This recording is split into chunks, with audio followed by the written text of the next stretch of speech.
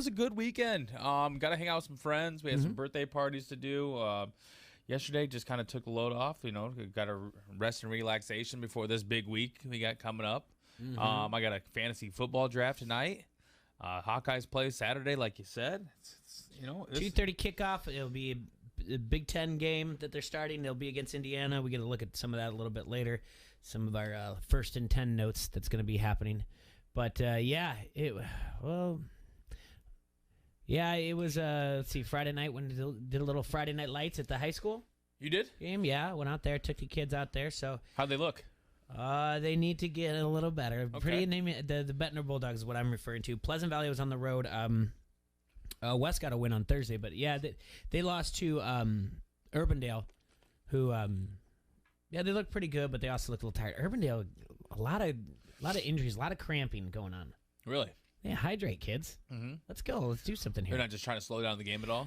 I don't know because how easily they were passing on them. I would have, if I was the OC, I would have not have wanted to slow things down at all. But so I didn't think it was that kind of situation. And then Saturday we had a little fall ball, baseball, and then fantasy drafts.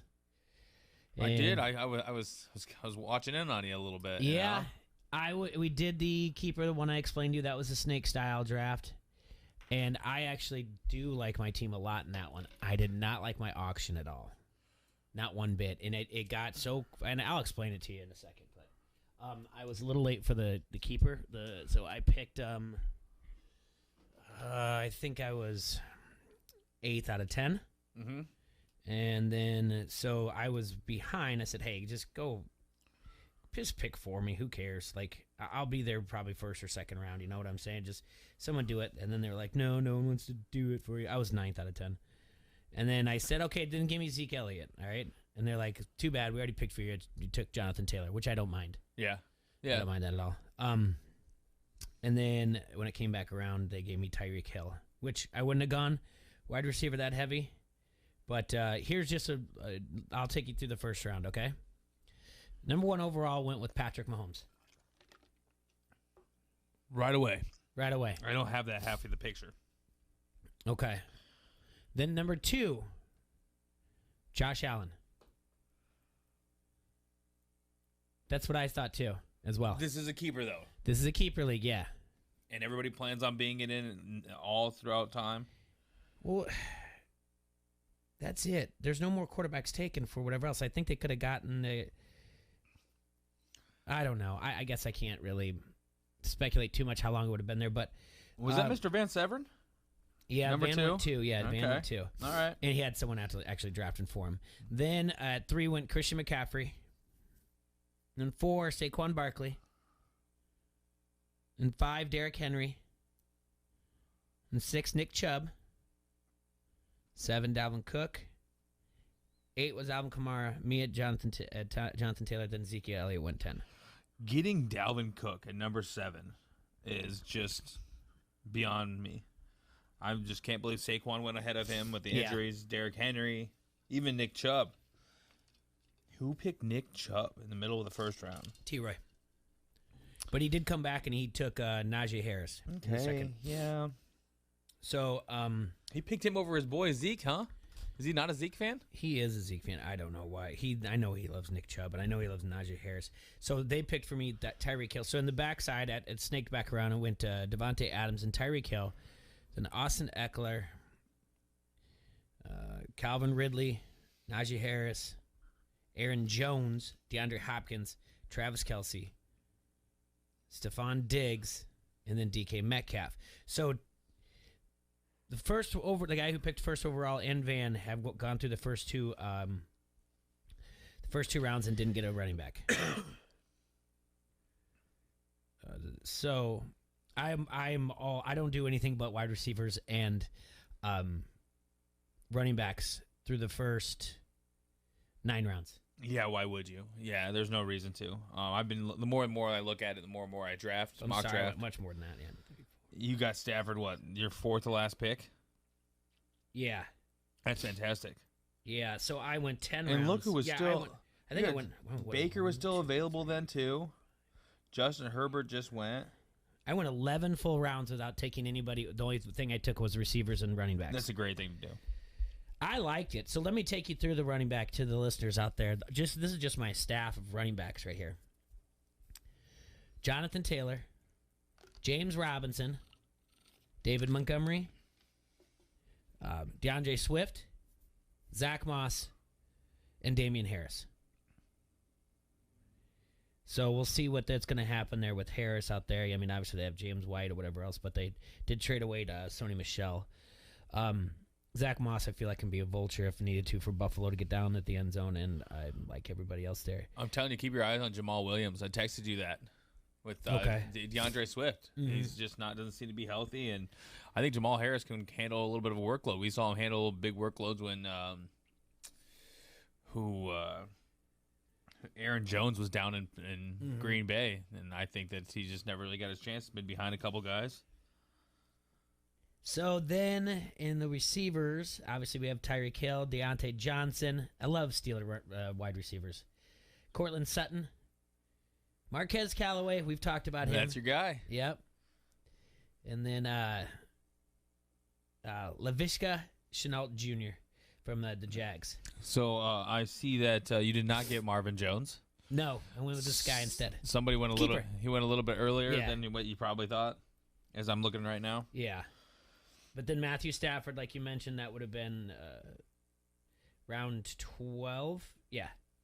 Then I got the Bills defense. Then I got Mike Gesicki for Merrick, for the Dolphins. And then finally out with Jason Myers, the kicker. I don't care. No, I love that. Yeah. So, yeah, not too bad at all. Like I liked it. That's one of the few times, but isn't that the kiss of death though to like your team? Yeah. That's what I thought. When you like it too much, and then you got high expectations, and then it doesn't really pan out. And then where is it? Do I have the list of the other guys that I did? Yeah, I hated my team or whatever else For the auction? Yeah. And that's the league you're more excited about, wasn't it? Or the draft? Yeah, I just wouldn't pay for anything. Like I do have James Robinson again.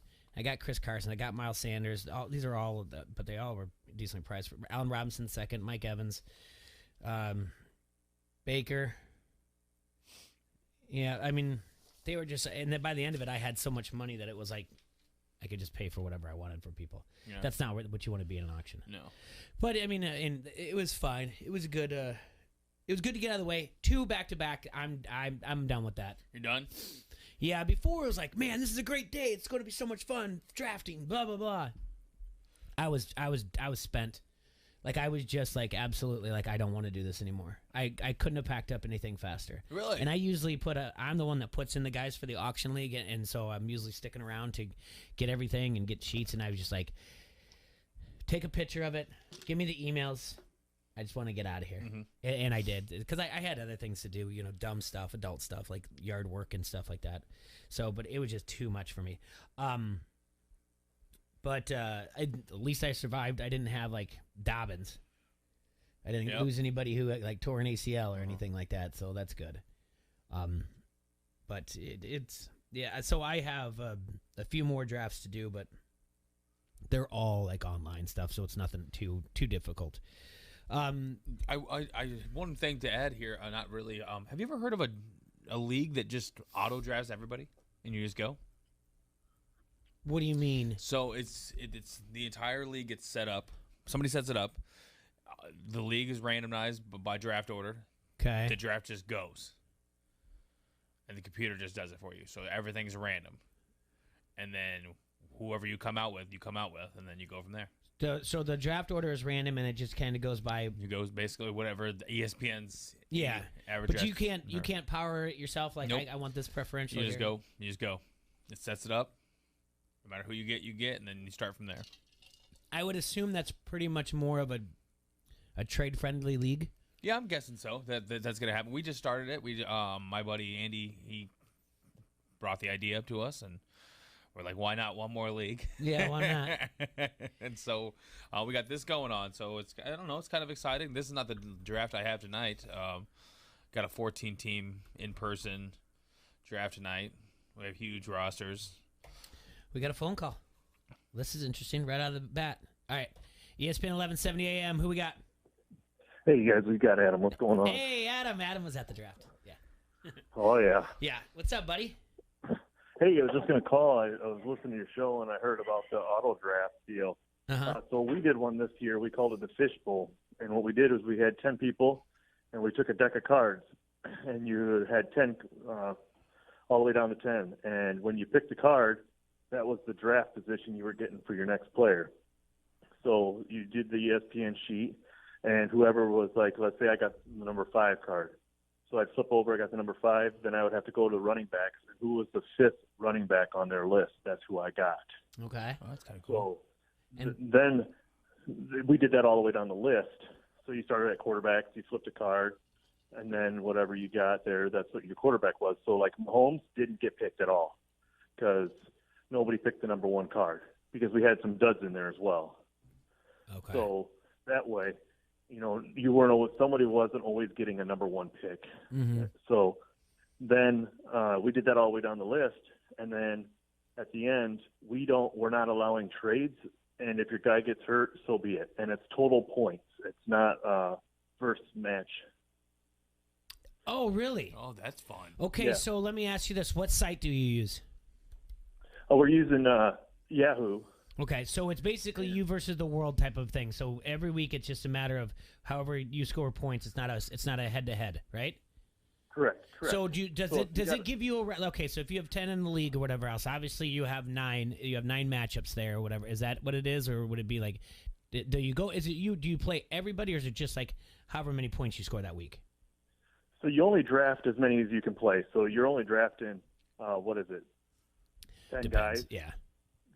And then that's all you have. You don't have no bench people.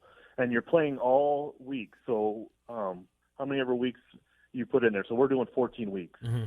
So 14 weeks, whoever has the most total at the end of 14 weeks wins. Okay. So if you have a guy or you have a team that has all like week 7 buys, then week 7 you're getting nothing for points. Okay. Because you're not playing that week. So if you like last year, I had McCaffrey and a bunch of other guys. Well, I didn't get no points and I had Michael Thomas. I didn't get any points after like week 2 from my receivers. That one spot. Gotcha. And so it's like a rotisserie. It's just points, though. It's not like you're going against the 9 other people in there and you go 5-4 on the week. It's just a point accumulation thing. So there is no like playoffs or anything like that. Correct. And there's no waiver wire? No waiver wire. Wow. So if the guy gets hurt, you're screwed. That's pretty good. That's fun. That is. So every time you guys go, so if you're just doing it like you said, quarterback first, you guys all just draw a card, and then what do you guys put in there? Let's just say anywhere like 12 cards, or do you use all 13, and then that's why the one sometimes isn't there? Correct. That's 100% correct. Okay. So the ace is your 1, then you go deuces, and then jack is your 11, queen is your 12, and king is your 13, and then correct. Okay, I like it. I actually like that a lot. So when you go to the wide receiver, so you have to do 2 wide receiver spots, and same with running back. You do 12. So the 13th core running back is like your number 1 running back. Yeah. For that second round for running backs. I'm with you. I like that a lot. That sounds like a lot of fun. Yeah. Yeah, and it's, of course there's a kitty in there, so you got to pay to get in. Mm-hmm. So that makes it even better. I like that. That's an interesting one. That's what I want to add to when I write up like what your draft says about you or whatever else. That's a good one. Because you don't have to set a lineup anymore. You don't have to worry about waiver wire. You just if it gets hurt, you get hurt. Yep. It's basically who can outlast the other teams. That's great. And the other thing is I went online after our draft and I went to see what my grade level was. Yeah, I'm pretty sure you can't get a good grade level if you're drafting anywhere or any place.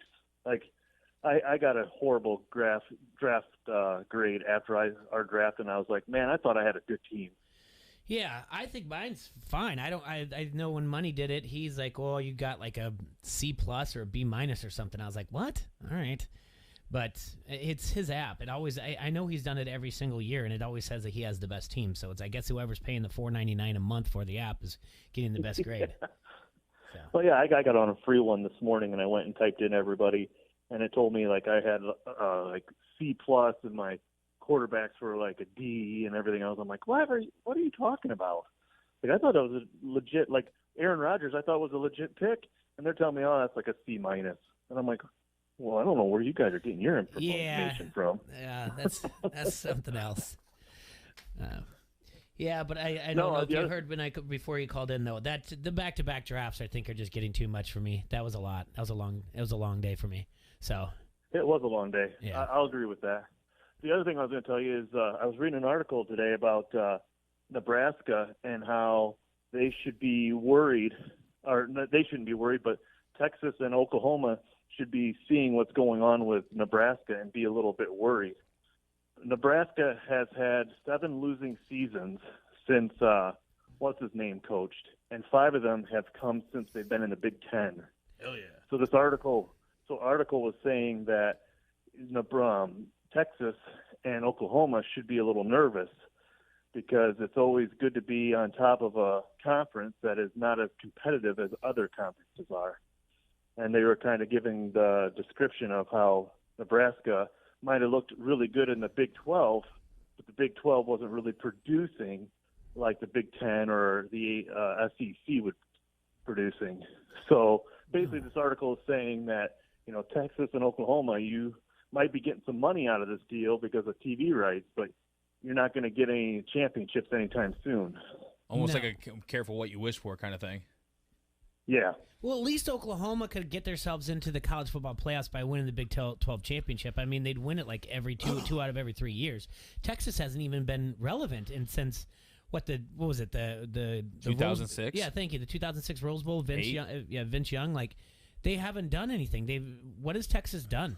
That's the one thing when you walk around like this and you act like you're still back in the 60s or 70s or whatever else, and it's almost like.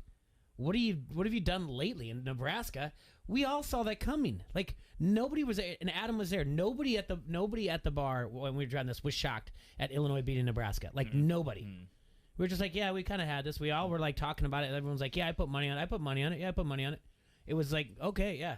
It was nobody was shocked. The only person I would say that was a little shocked was the true Illinois fan, Huggy. He's an Illinois fan, and he was just kind of like, man, I was nervous. And we were like, why would you be nervous for this game? I mean, yeah, and they were 6.5 favorites. Nebraska was, which blew my mind after you told me that. And I was like, well, Jesus, I need to go put some money down. Yeah. So there's a thing I shared on Facebook. Friend of the show, she did it. I forget her name, whatever. But if you go on my Facebook, it was on her TikTok. She went into a Nebraska fan page. She got accepted into it, and she basically was trolling them, but they didn't realize she wrote like Nebraska got robbed. We should have won that game, and the Big Ten is just trying to hold us down. And there's people that are like, totally agree with you. You are right. It was 2 plays. There was only 2 plays, and we got screwed by the referees on both of them, and that's why we lost the game. And it's just like you're kidding me. Like that she gets away with that, and then that people still believe this stuff. So yeah, I'm just kind of curious now to see what's going to happen with Oklahoma once they go to the SEC. I think they're going to regret that decision. I agree. No, I agree 100%. All right, yeah, that's all I wanted to say. So you guys have a good rest of your show. Yeah, thanks, buddy. Appreciate you. Later. Yep. Bye. All right, that's Adam. Yeah, friend of the show. He was at the draft as well, and it's a good point about the Oklahoma thing. Like I said, I wasn't too shocked by anything that happened there. With Texas and Oklahoma, I feel like Oklahoma's still going to be able to compete, but Texas has fallen off way too far now to where even they're not even going to be relevant. I feel for another 10 years. Well, when we were talking about completely lost. I think Stocking took it a little extreme when he started saying Sark was going to get back on the sauce. I was like, take it easy. I mean, I know Emily is supportive of him or whatever else, but that is like, they're like Nebraska, some different coaches. I mean, Bo Pelini, I think he might have had 1 game over 500 the year. He got fired or whatever else. Scott Frost has done nothing ever since. But Adrian Martinez, he had a good game. He had over 200 yards passing, 100 yards rushing for them, but. And that for those who were like they were worried about he was gonna regress. I mean, it's just the play all around. There's no more of that the black shirts of Nebraska defense. It's the weirdest like thing of ketchup I've ever seen. When I say ketchup, it's like the area of Lincoln. It reminds me of the movie Wayne's World when they're doing all the green screen stuff, and then they go, "Hi, I'm in Delaware." Like that's exactly it. "Hi, I'm in Lincoln." And if you go back to a story back in the day, early '90s, when from Bettendorf Octavian was being recruited, and Tom Osborne was the coach then, and he went to Nebraska for a visit. And when he came back, he said he woke up, was there overnight, woke up, and just looked out the window and was like, I can't imagine waking up here every day. Yeah. And that's what it is. And Lincoln doesn't bring anything. Nebraska doesn't bring anything to the table right now. Scott Frost, I mean, I don't know. I don't know what they're going to do with him. It's going to be interesting to see if they just still believe in keeping him around or what. So I know we talked about it when Emily was on, and she'd, he'd blame everything from too much clapping to messing with their cadence or hoodies. And what was the other thing she said? What was the word that he made up? It wasn't sloganeering. Sloganeering? Yeah. Were you here when she was on when I had Yeah, when she said that she gave there's a motto, do you have a mantra? And he's like, I don't get into that. I don't do much sloganeering. Oh, yeah, that's what she said, yeah. So he's just bitter, man. So anyway, week 3 is finally done with the NFL. It's okay. Didn't take too much out of it. A lot of overs finally. So that was weird. But, I guess the big thing would have been Trevor Lawrence. Yeah. Lighten it up. Not bad. Near perfect. Yep. The Jacksonville won 34-14 over Dallas. Interesting to see what's going to happen down there with the hurricane and everything. I know that, they canceled their game at New Orleans. New Orleans is going to practice in Dallas now. And the Oklahoma-Tulane game has been postponed. Really? Already? Yeah, yep, already. Because we're going into the week. But, let's take a quick break. And when we come back, let's look a little bit at let's do a little bit of Iowa preview, talk some more about week 3 and whatnot. We'll be right back here. Don't hassle us. We're local. But first, let me tell you about the R Bar in Davenport. It's your destination for an upscale and sophisticated atmosphere. The R Bar is located at 4907 Utica Ridge Road and prides itself on its fine wines and liqueurs, unique cocktails, and martinis.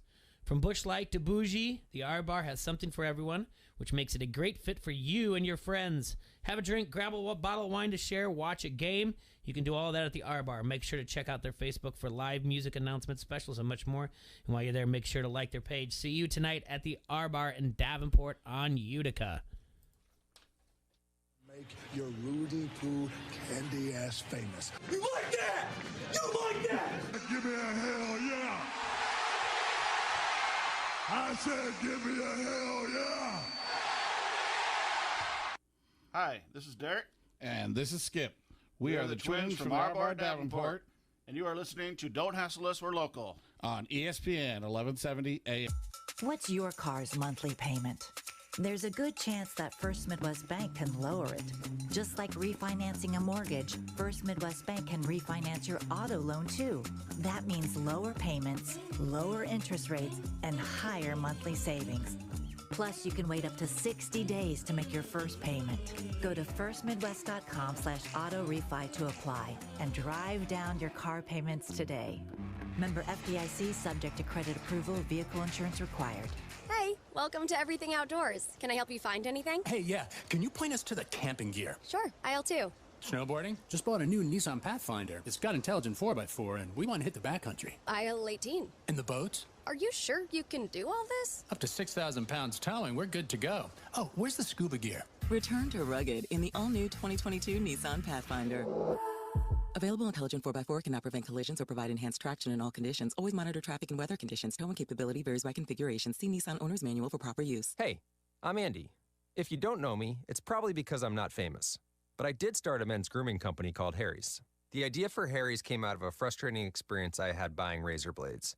Most brands were overpriced, overdesigned, and out of touch.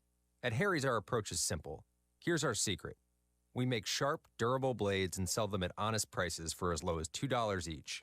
We care about quality so much that we do some crazy things, like buy a world-class German blade factory. Obsessing over every detail means we're confident in offering a 100% quality guarantee. Millions of guys have already made the switch to Harry's, so thank you if you're one of them. And if you're not, we hope you give us a try with this special offer. Get a Harry starter set with a 5-blade razor, weighted handle, shave gel, and a travel cover. All for just $3 plus free shipping. Just go to harrys.com and enter 5510 at checkout. That's harrys.com, code 5510. Enjoy. At Crawford Company, we specialize in plumbing, heating, and air conditioning. Sports, on the other hand? Hey, Crawford guy, go long! No, I can't. Here comes the pitch to Crawford guy. Strike 3. Come on, Crawford guy, take the shot.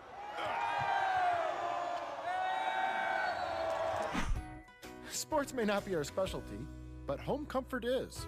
Crawford Company, plumbing and drain cleaning, heating and air conditioning. QC Fit Fest is a whole new, interactive, engaging, and educational health and fitness expo that brings fun for the whole family to the Quad Cities, Saturday, September 11th from 11 to 6 at the River Center, downtown Davenport. If you're on a health and fitness journey or just want to take the confusion out of where to begin, QC Fit Fest was created just for you. Learn about your favorite health and fitness topics from some of the leading experts in their field. Get active with the Iowa Army National Guard. Climb their rock wall, bring the kids for their inflatable obstacle course, and interact with over 40 vendors. Get more info and see what else we're up to at qcfitfest.com.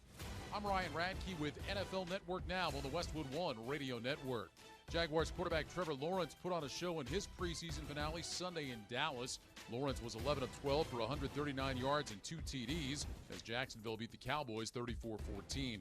The Niners quarterback competition turned into a carousel as Jimmy Garoppolo and rookie Trey Lance rotated in and out during yesterday's win over the Raiders.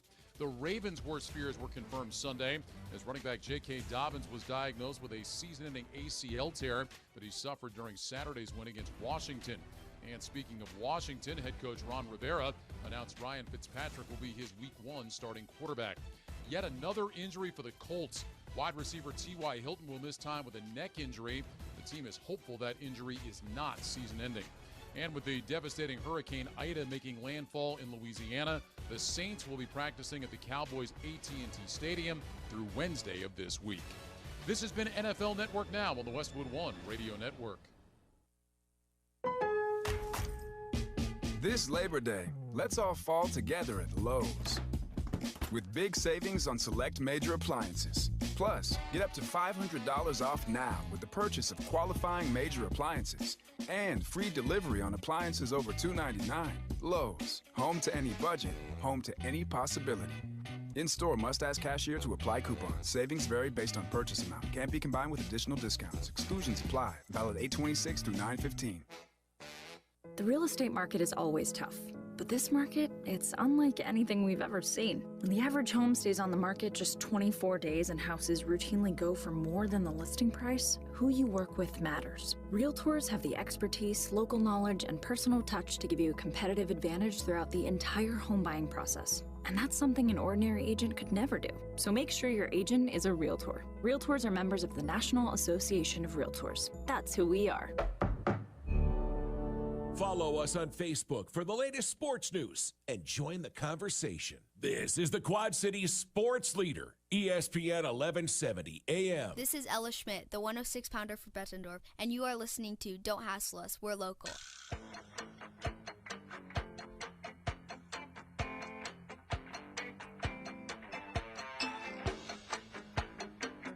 Hey, hey, hey. You're listening to ESPN 1170 AM. Don't Hassle Us, We're Local. On this Monday, nice day out there, Adrian.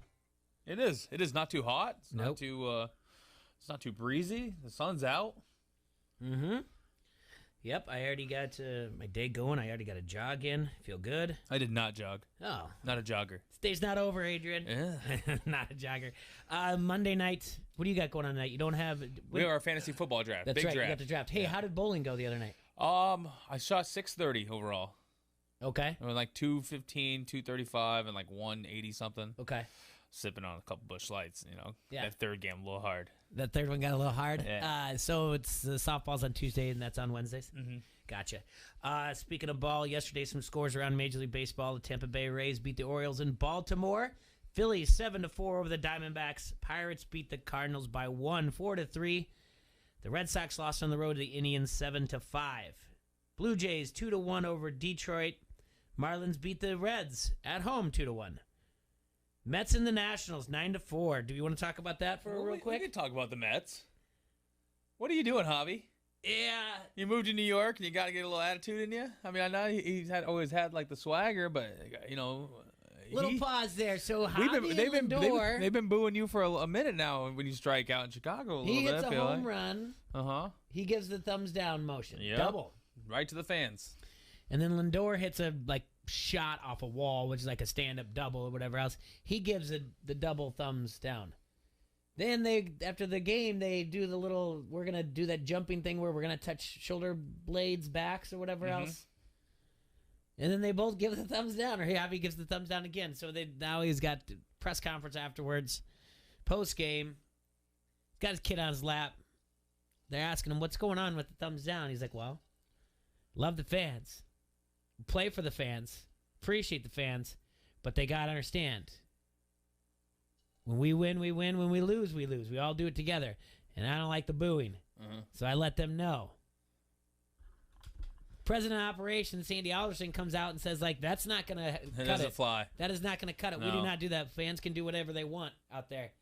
And our players are not to do that. I don't know. I want to know whose idea was it. It had to have been Javi's idea, right? Lindor wasn't doing anything wrong until Javi got there. Yeah, Javi's definitely the one to take the blame for that. We all had that friend growing up. Even if you weren't like friends with him, but if you got caught with something or whatever else, you just kind of just threw his name out there. And Javi's definitely the one that's getting Lindor in some hot water. He was not doing those things ahead of time before up to this. Probably not the smartest thing to do, but New York isn't really known for their fans being that. And nobody cares about the Mets anymore. Now the Yankees can't lose. Yeah. Everybody just hopped right back over. The Mets had excitement at the beginning of the year, but it's gone nowhere. Yeah. So leave that up to. Well, I know that I don't. That whole thing, and then the owner, he came out a couple weeks ago, and when they said that they're hitting when they dropped under 500, he said it's unacceptable, and he blasted them, and then he kind of like had to trace back his steps a little bit, kind of because he didn't want any pushback from the players. I don't know. This is just it's. I don't want to say it's a PR nightmare, but because it really isn't. I don't know how much the Mets fans care. It's not a good look. It's just it's just those two, right? It's nobody else. Like nobody else is really getting behind this. No, from what I saw, no one else is really behind it. But then when you have like the owner saying like this is unacceptable, the play of our players, our hitting is unacceptable.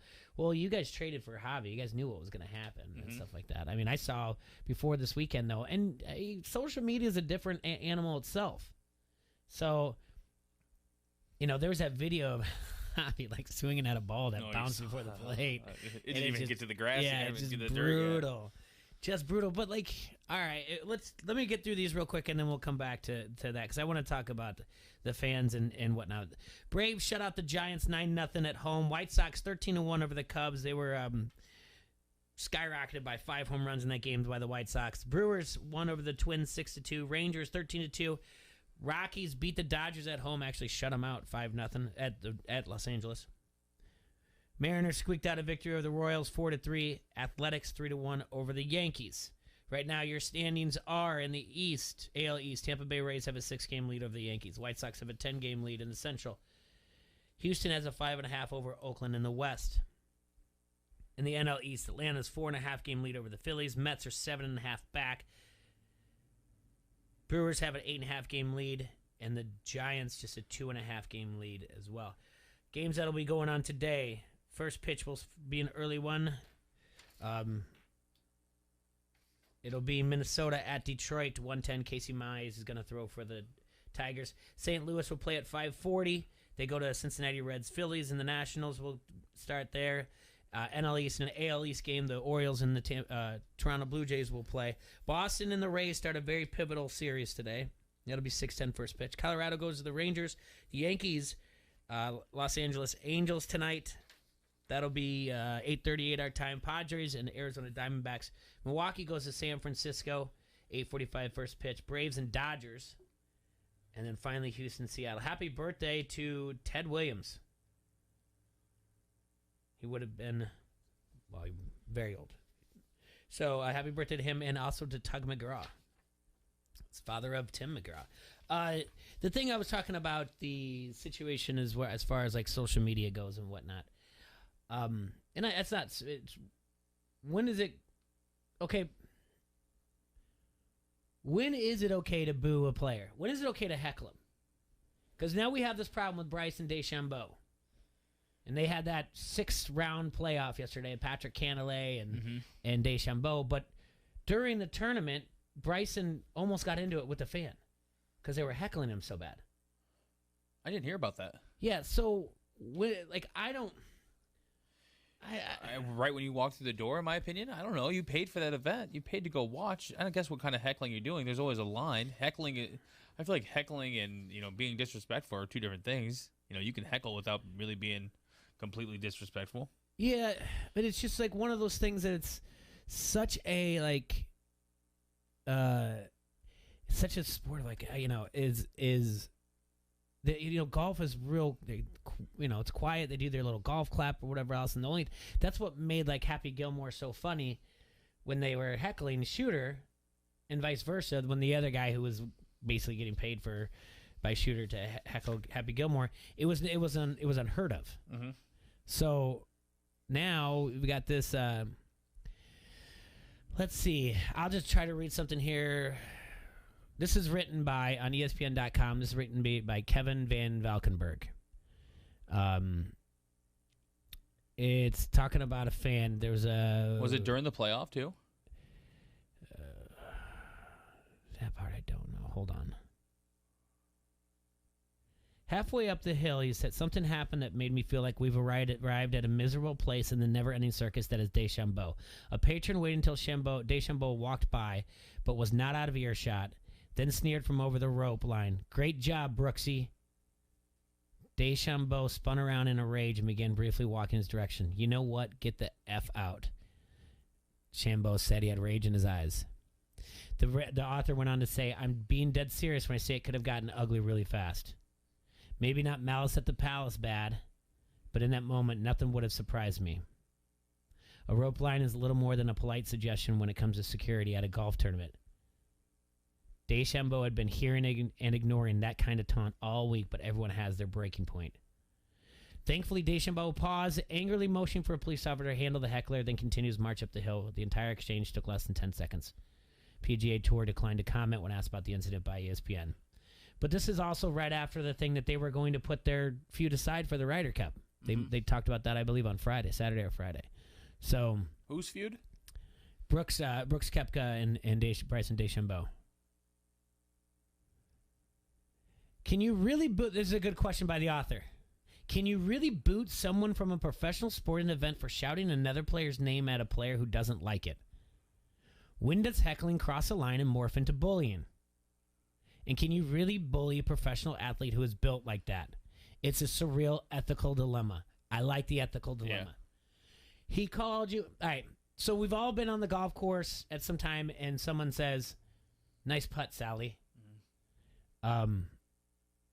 Now I don't know if that's still used. I don't golf. Yeah. Is it? I don't know if that's used, but I mean, there's heckling between friends on golf courses all the time. Because you can't. And then it's like, well, why does it have to be Sally? Why not Steven or whatever else? I don't know. So, but I guess nice job, Brooksy. Why are you getting upset if you've already said that you're putting it all aside? Yeah. Why is that bothering you at now? that point too? Yeah. And then you're already past him, so you then turn around and you're showing that you're aggravated. Just keep walking. Yeah. I get that you have a breaking point, but you're also a professional athlete. Not like he came up and touched you and was like, "Hey, Brooksy, nice job." I guess it's said quite a bit. The guy, the author walked with him. He said he heard it at least a dozen times while walking with him. It sounds like alcohol had nothing to do with this. But it's coming from multiple people. But then you also have people that are chanting, Patty, Patty. They want him to lose so bad. Yeah, I don't know. As a professional athlete, you got to just turn the other way. You got it, right? Yeah. Like, if you watch he's not cussing at you. He's not threatening you. If you watch like Joey Votto, and he'll go back and forth with some people, he's like really good. Like, there are times where, like, if you could ever find him mic'd up or whatever else, like, he's been on the on-deck circle before, and someone's got pretty good seats, and like, hey, Joey.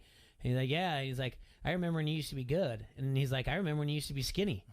He's like, hey, you've been coming, you've had, season tickets for a long time here or whatever else. And he'll go back and forth with him, but it's never like, I mean, I know there's been instances where he's kind of been like, hey, this guy's crossing the line, but majority of the time it's kind of playful back and forth. Someone's saying someone else's name to me. That seems, maybe he is hearing it a lot, but that seems playful. That's not hurting anybody. Yeah. When does heckling cross a line and morph into bullying? I'm sure that wasn't. He says he's heard it a lot throughout the week, right? It had been going on. I'm sure that guy wasn't following every Hole being the only person that said that. No, it was multiple people from what this reporter is saying from ESPN. He said the NBC broadcast team repeatedly implied that the Brooksy chants weren't much of an issue throughout the weekend, and that the fans were mostly supportive. But he goes on to say, but anyone who walked with Deschambeau at Caves Valley could tell you that was, to be generous, grossly misleading. He said he heard a dozen times of walking with him in Cantlay during the 6-hole playoff. Deschambeau had plenty of fans for sure, but he also had plenty of people openly rooting for him to hit the ball in the water. You got to toughen up a little bit, though, Bryson. Yeah. I mean, you just kind of do. Like, you got to, like, embrace that type of stuff, Like, not everybody loved John McEnroe. Mm. He didn't care, though. You kind of have to rile up both sides of it. Even when you're getting, for just an example, for the show, and you're going to watch it at the end, but I'm not giving anything away, the show on Stars Heels. The guy's trying to say, them booing you is also a way telling you that they love you, that they're following you, that they're into what you're doing. If they're not booing you, if you're in the finals and NBC is losing viewers, that's when you need to worry about it. When the ratings aren't up. Or when they're not putting people on the other side of the rope. That's when you need to worry about it, because that's when you're like, wait a minute, someone is in the top 5 is not well liked. People don't even want to watch him play. So I don't understand. He's got to get a little bit tougher. Now, there is a few things when you cross a line or morph into bullying, all right? Or just like Malice at the Palace is crossing the line. Mm-hmm. Absolutely. Have you watched that yet? No. Oh, turn that on. I heard it was really good. Yeah, Merrick talked to us about it. I remember in 2009 we had the one-game playoff against the Tigers. The Twins did. I was up in the Twin Cities. And just a few days earlier, Miguel Cabrera had gotten picked up either for public intox and maybe domestic dispute or a DUI. I don't remember which one. And there was some chants going on. I was close enough to be able to hear it. He silenced him with a home run.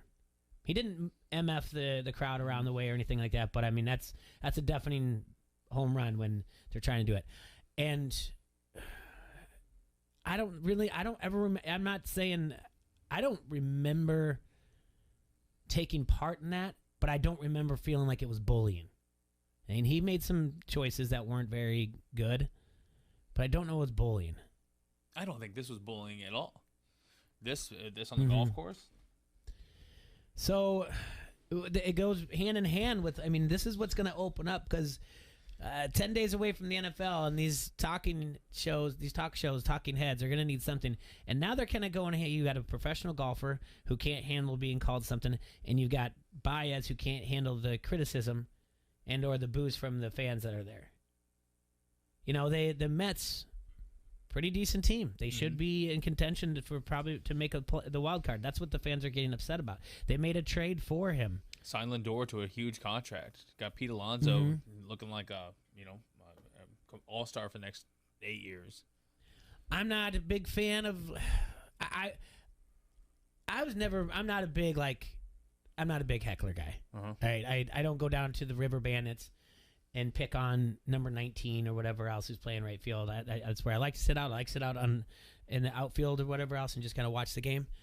But I mean, there's some people that can do it and they're funny and it makes me laugh or whatever else. But I'm just not a big heckler at all. I mean, we did in college. We would go to the games at UNI, but again, where these people are kind of, what I think is the change is two things.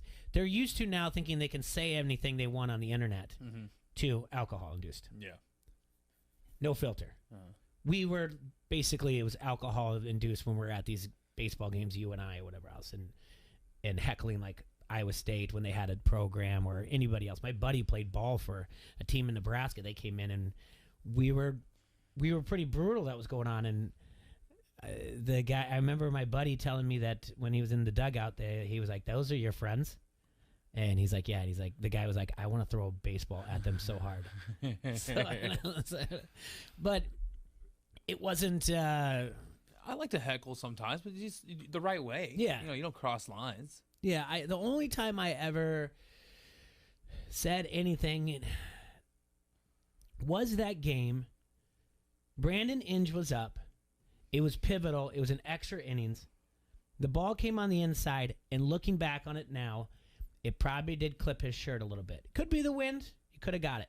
Anyway, Inge tried to sell it. Umpire's like, nope. There wasn't review back then. Umpire's like, nope. There's a it's very silent where at, and I had good seats. And Twin fans are just gasping like, oh my goodness. And I stood up and screamed, earn it, you douche. Get back in that box. And that's the only thing I've ever said. And then it wasn't that big. It was just my section was like, yeah. But nothing more. Like if he would have looked my way, I probably would have sat down. I'm not gonna lie. It wasn't me. It was this guy. You're trying to point this guy here. He did it. It's the Dumb and Dumber when it's like, who did that? Threw that over there. Yeah. So, I tell you what, we went to a Cubs game earlier this season, and it was when the stadiums were only at like 20% or 25% or whatever it was. We sat right in the left field bleachers, and we're playing the Milwaukee Brewers. And, me and my friends, we were having some beers, throwing a few back before the game and stuff. So we're yelling at Christian Yelich pretty hard. Nobody likes him. But then there's other people that are legitimately threatening him and cussing at him. And, I might have flipped him off once, but, it wasn't like anything. Like I'm screaming awful things at him. I think I yelled, "Hey Christian, you're not any very good at baseball." Some stupid nonsense like that. Yeah. And it was all fun and games. And sure enough, when they beat us, he put his glove behind his back and waved to us.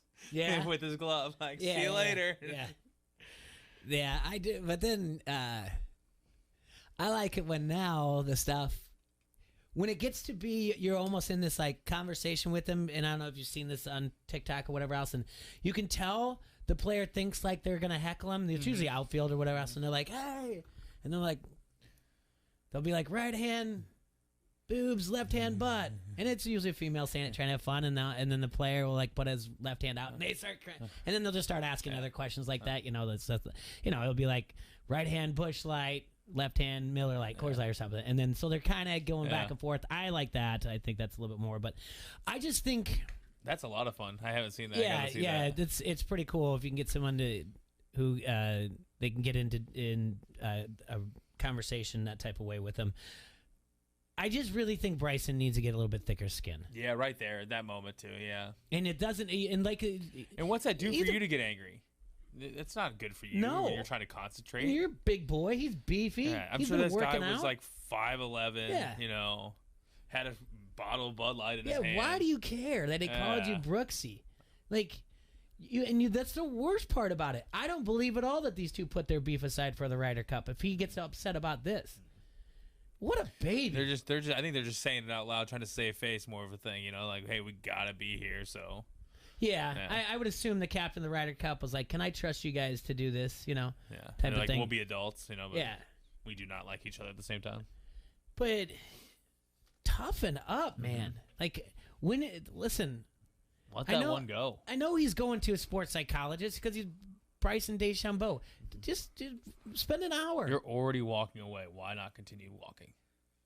What do you have? How can that bother you, Adrian? Like, I would laugh that off. He's a millionaire. I would laugh that off in a heartbeat and be like, good one. I heard it 11 times already today. That's the best you got. That is the best. Just stop and say, like, that's the best you got. You know what I would do?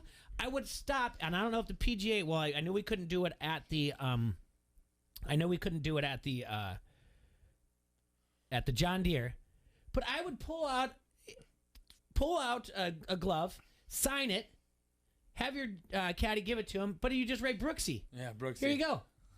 There you go. Hey, good for you. Yeah. Good one. You came up. And actually invoice that. Number 12. And then he's like, why number 12? Because that's the 12th time I heard it today. Good job. And move on to the next hole. And then if the guy keeps it up, then you just say, hey, listen, I played along. You can go to whoever's running the tournament. You can talk to the people that escort these people out and say, I played along. I've been good. He's not stopping now. Now he wants to, probably wants something else from me. Now do it. But don't approach him and be like, hey, man, you want to go? Did they kick the fans out after that? It didn't. It said that he asked for it, and I know he got upset about it. Let me see. Going back into it again. I know I just read it, but when he said, he basically,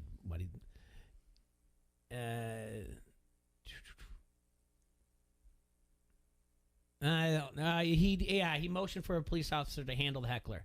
And then he went up the hill. So they nothing after that. I'm guessing they didn't get removed. What can work? How much can you do right there? Maybe not told not to follow him anymore. Maybe. What a just overprivileged prick. I'm sorry. I want to like Bryson DeChambeau so bad. I really did. And he's just done this stuff way too much. All right, it's 12:52. We got to take a quick break. We'll be right back. Maybe we'll talk a little bit more about the heckling and toughen up, but we do have to preview the Iowa-Indiana game as well and some other stuff. Talk NFL preseason week 3. We'll be right back here, ESPN 1170 AM. You like that? You like that? This is Adam Rosso from Hawkeye Headquarters, and you are listening to Don't Hassle Us, We're Local. Draft Day Sports Lounge has everything you need to enjoy all the sports action. Over 50 beer options to choose from, great food, sports betting, and a fantastic atmosphere for you and your friends to escape to. They're always adding to the menu to make sure there's the perfect option for everyone. So come visit Draft Day Sports Lounge inside Rhythm City Casino. And if you want to plan ahead, the full menu is at rhythmcitycasino.com. From lines of credit in Chicagoland to equipment finance loans in the Quad Cities to better cash flow in Milwaukee, First Midwest Bank is committed to using our local knowledge and ideas to help our clients get their business momentum back. Visit wehaveideas.firstmidwest.com. You have plans, we have ideas. First Midwest Bank, member FDIC. Can't leave the office during lunch? Well, you can still listen to Don't Hassle Us, We're Local from noon to 2 on Alexa. Download the skill and just tell Alexa to play ESPN 1170 AM to never miss a thing from the Quad Cities sports leader. It's time to rise and grind. Keyshawn, J. Will, and Zubin. I don't know if I want Justin Fields right out of the gate just to be the guy. I would like for him to ease himself into it. But I started finding myself thinking, if he does start right out of the gate, does that buy Matt Nagy and Ryan Pace another year? Is it bad that I'm even putting myself in that situation now? I'm thinking about, are you doing what's best for the player, Justin Fields? Are you doing what's best in the interest of Matt Nagy or Ryan Pace to make sure that, hey, we gave our rookie a start, we gave him everything he needed, a quarterback like Andy Dalton who's there to help him out, build him up. It's going to take some time, guys. But we got to be patient.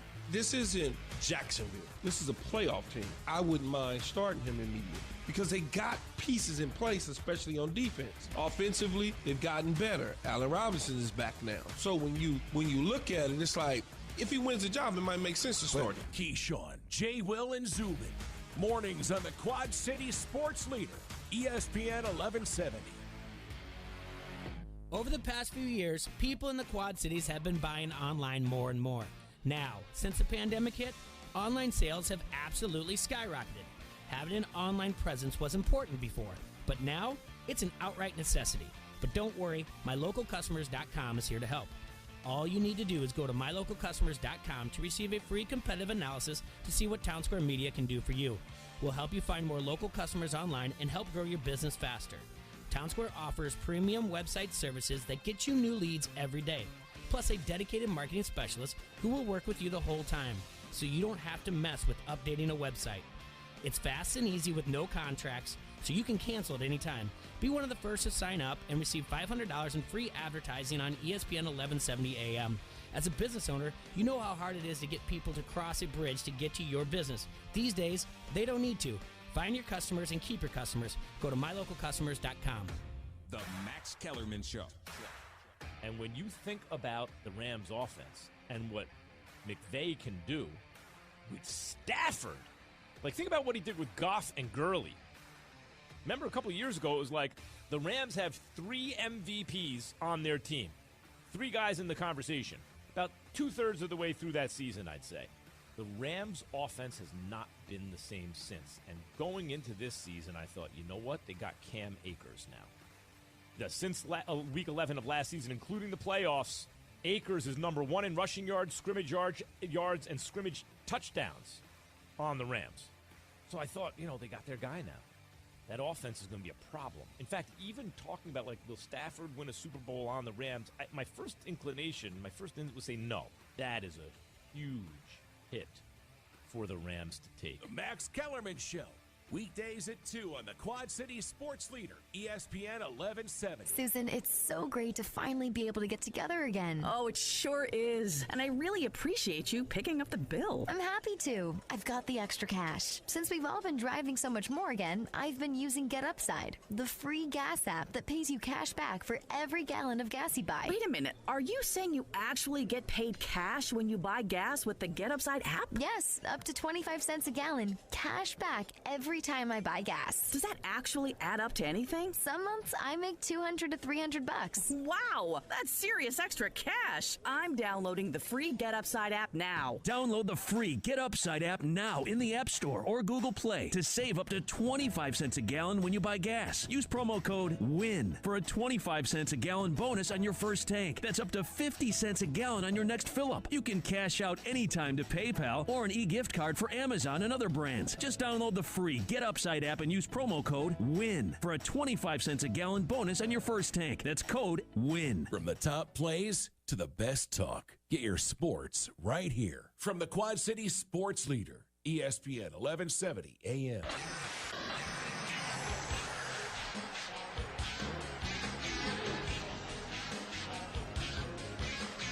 Thank you for tuning in to Don't Hassle Us for Local. It's Monday, August 30th. You can watch us, leave comments on the Harrington's Pub Facebook comment thread. You can listen to us on ESPN 1170 AM or on the app at ESPN1170am.com as well.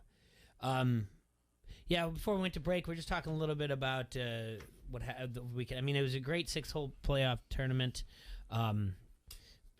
Patrick Cantlay beat Bryson, but really we're talking more about he needs to toughen up maybe a little bit. Maybe Baez needs to not worry so much about the fans and worry about just getting the W's for the Mets. I don't know. It's just, listen, play the sport, do what you came to do, forget that the people are there, only pay attention when they're doing cool things like the wave at Kinnick. Yeah. That's all we need to really worry about. And that'll be back this Saturday, September 4th. Fans are going to be there at Kinnick Stadium on Slater Field. 2:30 kickoff. Iowa's playing Indiana. Iowa and Indiana are meeting as AP-ranked opponents for the second time ever and the first time since 1991 when number 10 Iowa defeated number 25 Indiana 38-21 at Kinnick. I'm shocked they both weren't ranked at one point last year. I think they both were probably ranked at one point. They just didn't play each other. Yeah, they just didn't play each other. Yeah. Iowa's first 2 opponents are ranked in the AP Top 25. That's Indiana. We mentioned number 7, Iowa State. It marks the 4th time in program history the Hawkeyes have opened a season against consecutive opponents ranked in the top 25. That was 1960, 1973, and 1974. The Hawkeyes started 2-0 in 1960, 1-1 in 1974, 0-2 in 1973. Iowa's played 22 straight games without surrendering 25 points, the longest streak in the nation among Power 5 teams. The Hawkeyes ranked number 1 in the nation in 2020 in defensive yards per play, 4.3. Iowa ranked number 2 in the conference in total defense and scoring defense, and number 3 in rushing defense, number 5 in passing defense. Iowa does return all secondary starters on defense. It ranked 3rd in the Big Ten with 11 interceptions. But unfortunately, there's a lot of guys that are going to be playing on defense this Saturday that have like less than 5 career starts. I'm looking at defensive end John Wagner at 0. He has 0 career starts. Noah Shannon, defensive tackle, has 1 career start. Yaya Black, defensive lineman, he has 0 career starts. Jack Campbell, linebacker, he has 1 career start. Are these a lot of sophomores or these juniors? Jack Campbell's a junior. Yaya's a redshirt freshman. Noah Shannon's a junior. John Wagner's a junior. Another linebacker, Justin Jacobs. He's a sophomore. He has one career start. So there's a lot of guys out there. You know, it's going to be pretty green out there. It's experienced, but it's unexperienced at the same time. Yeah. We turned to the punter that I love. I think he's going to be like 25 now, 24. The guy from Australia, Torrey Taylor. He is on the preseason first-team All-American list and his preseason first-team All-Big Ten list. Just loves Iowa City, huh? Loves Iowa City. He's on the Ray Guy preseason watch list as well. So, but it's going to be fun to have them back. It was all interesting, kind of what's going on. Illinois today is going to mandate that the entire state has to wear masks. Iowa's like, no. That it's so weird how it's state to state. We talked about this yesterday about how when a year ago, I think it was Thursday on the exact same date when they were bringing back, they said they were going to bring back in Big Ten football. We were looking at 40,000 confirmed cases a day at that time, and now we're at just under 160 confirmed cases, 160,000. So it's actually 4 times worse, but we're going forward like it was never anything. So this series between Iowa and Indiana, Iowa holds a 45-28-4 advantage. It began all the way back in 1912. Iowa had a 13-6 victory. Iowa's won 7 of the last 8 meetings. They have won 3 straight against the Hoosiers in Iowa City. Indiana's going to be making its first trip to Iowa City since 2014. Iowa won that game 45-29. The Hoosiers' last win in Iowa City was a 38-20 victory in 2007. Super excited about seeing all this coming. What do you guys do down at Frick's for all that stuff?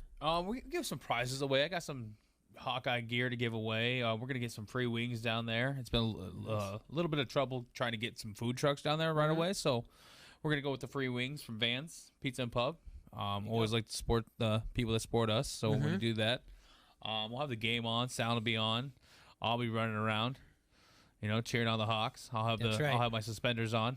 My brand new suspenders. Pretty excited about those. Okay. Brand new suspenders, huh? Should be a good day. I think I've wanted these suspenders since I was 15. I could never pull the trigger, and then I went to Iowa City last weekend or 2 weekends ago, and finally with the Hawk Shop, or where'd you go? No, we went to Shields. Okay, gotcha. And so we were in there, and I just looked at them, and I had gym shorts on, so I just tried them on real quick right there in the middle of the aisle. Just threw them on, and I was like, all right, I think today's the day. Today I'm pulling the trigger. Today's the day. I'm bringing these home. We're going to have at Pints that they're 5268 Utica Ridge Road. We're going to have the MPX, the mobile party experience, where he's got the big screen TV out there so we can be on the patio as well. Everything's looking good for that. I'm excited for that, though. Should be a good day. We did have college football over the weekend. Illinois beat Nebraska 30-22.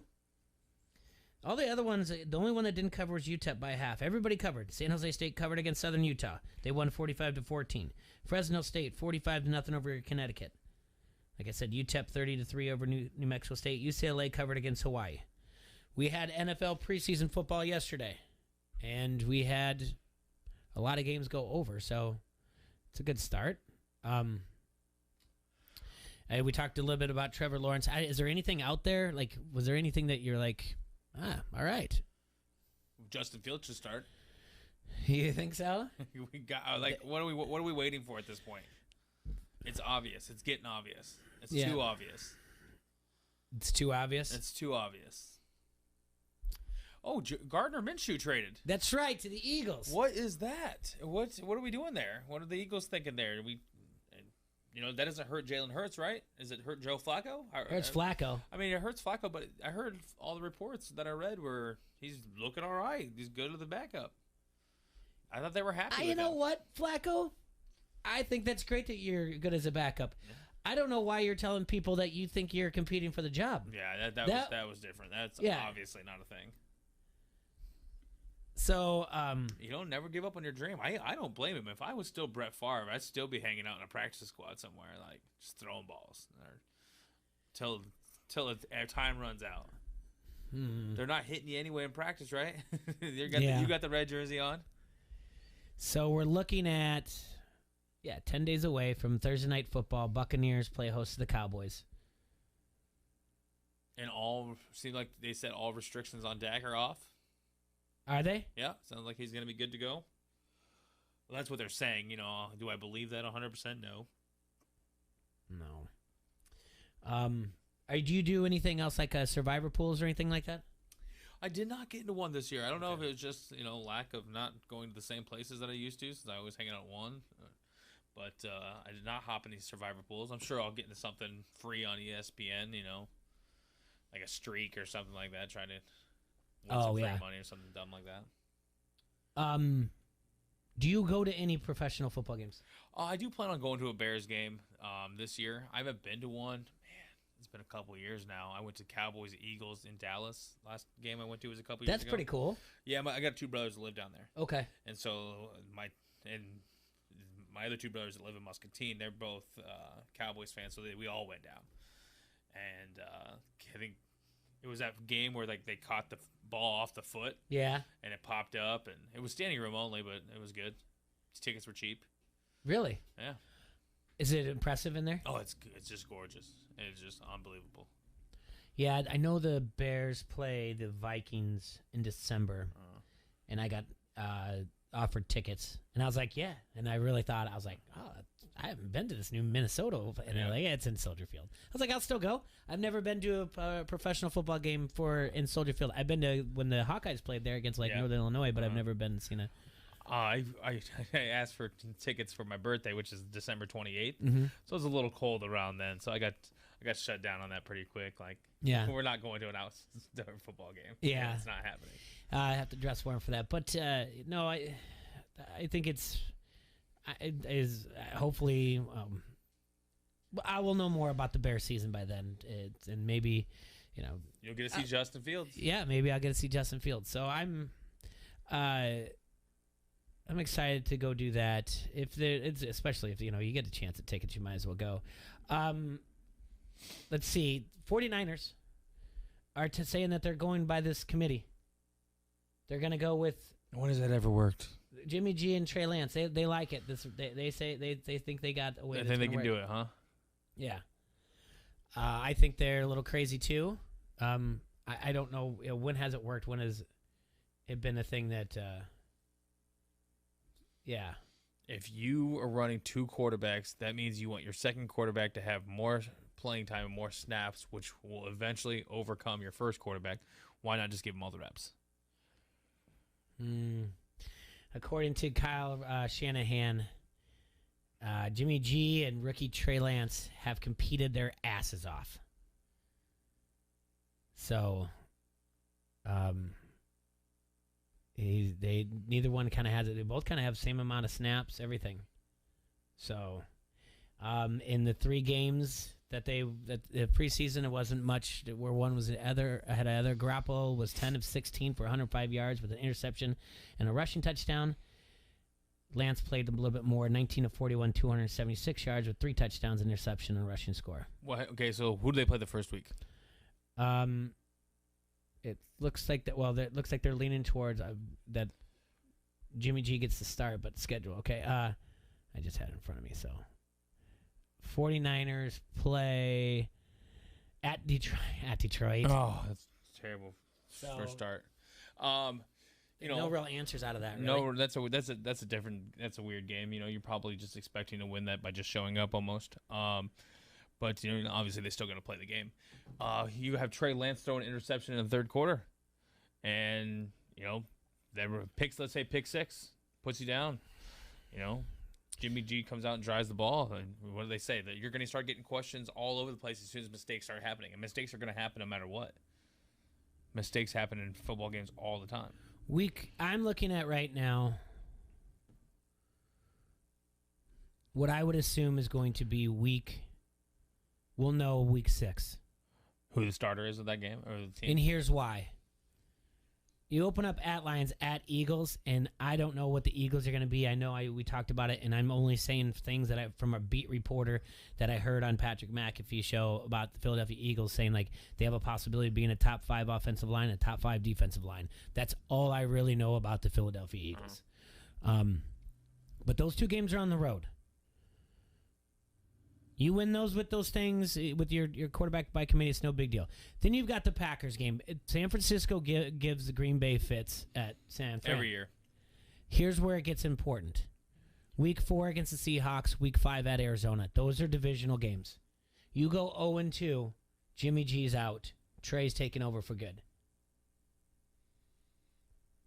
Because I don't think it's going to be a thing of like, right now, even during the preseason, it's pretty similar. I don't know how Jimmy G's going to far exceed the rookies that fast that it's like, well, he's still just a rookie. He's a work in progress.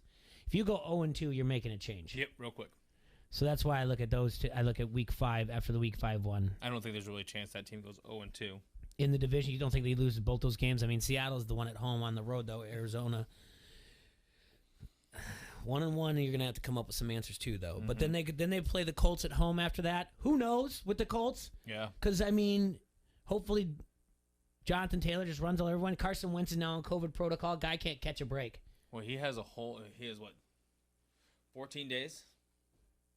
Is that what it is now? 13. They don't play till Sunday, right? Yeah, he's on protocol. Carson Wentz can't catch a break. I mean, if you don't like the guy, then I guess you don't care. I don't really have a feeling either way about him. Yeah, but there's no reason. I don't feel like there's no reason not to like the guy, unless you're an Eagles fan. No, but like even the foot injury was a floating bone from a high school injury that eventually was just going to happen. You know, had some tough times last year, but he was running around for his life quite a bit. So they got the Colts week 6, and then they go to Chicago. The 49ers do. And that Colts game, by the way, that's a loss. That Colts game, hold on a second. Here's why week 5 is also important. That's a week 7 game. Week 6 is bye. Now you've given him 2 weeks to protect. Here's when you come in, Trey Lance, after the Cardinals game. If any of those games are even close now, you go, I'm sorry, did I say 0-2? Now I'm saying if you go 1-1 in division, Trey Lance is, now you're giving him 2 weeks. You got the Colts at home, then you go to Chicago. And then you got a revenge game at home against the Arizona Cardinals. Yeah. Have we ever seen a quarterback do like a dual threat quarterback, like 2 quarterback option work at all in the NFL? It's got to be like, even when they were doing like Wildcat stuff down in Miami, that never worked. Huh? that never works. How many are we looking at something where it's like they're sharing it where it's almost 50-50, or are we looking at it where it's like a Drew Brees and Taysom Hill kind of thing, where Taysom comes in about maybe once a quarter? I guess the type of thing of like, hey, it's because one could say that didn't really work either. They didn't win any Super Bowls.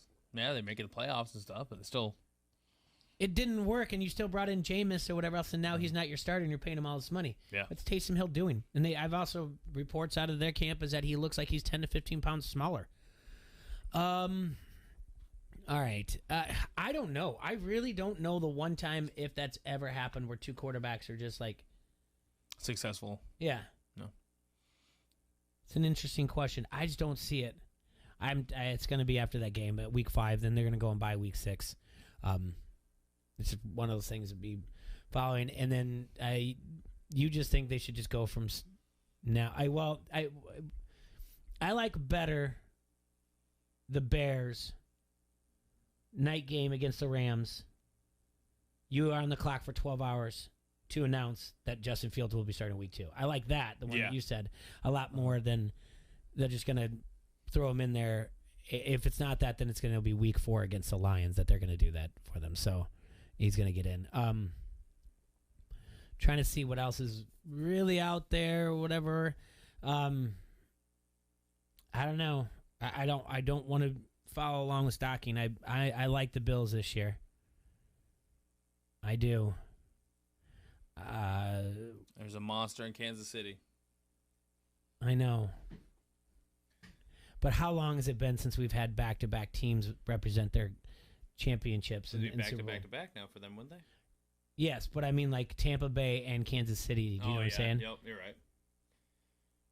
I think it's going to be harder for Tampa Bay to get there than it is Kansas City, and that's just my opinion with the age and everything seemed to go perfectly for the Buccaneers last year. Yep. Let's see.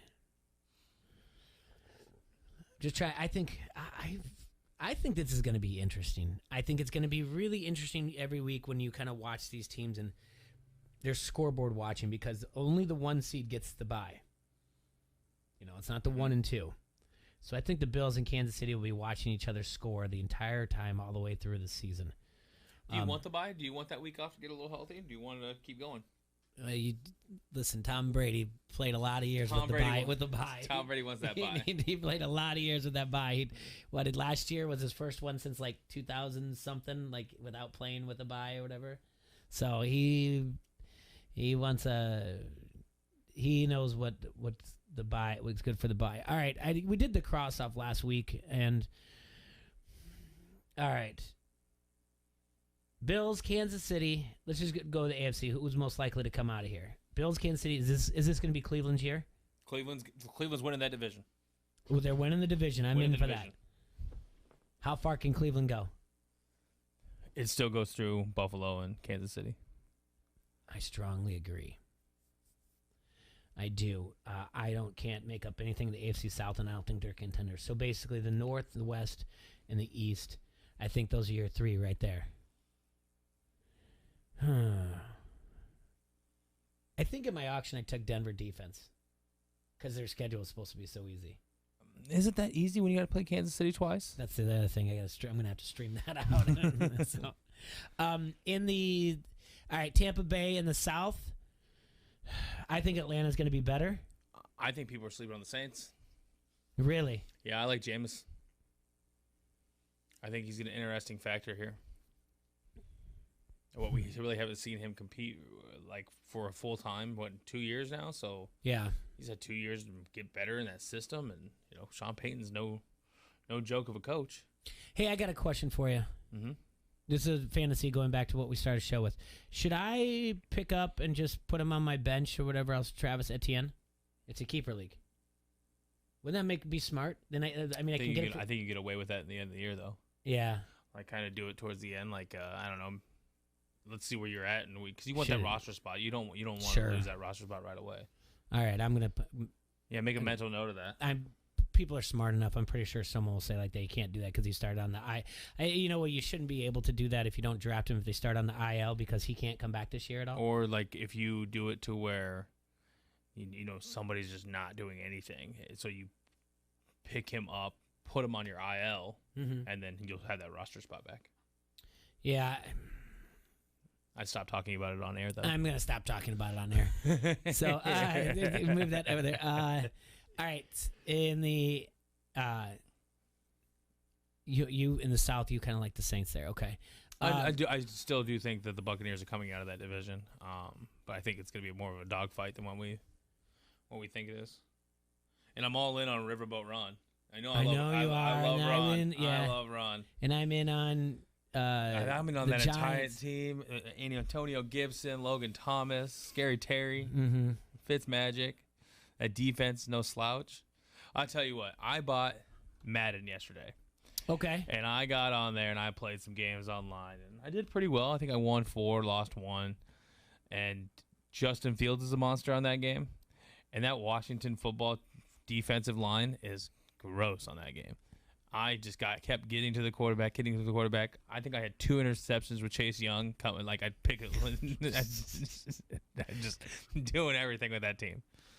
And Terry McLaurin is so fast. I want to take a look at some odds, and I know we did it last week too, but I want to take a look again. All right, but we do got to take a break here. ESPN 1170 AM. Don't hassle so local. We'll be right back in just a few minutes, guys.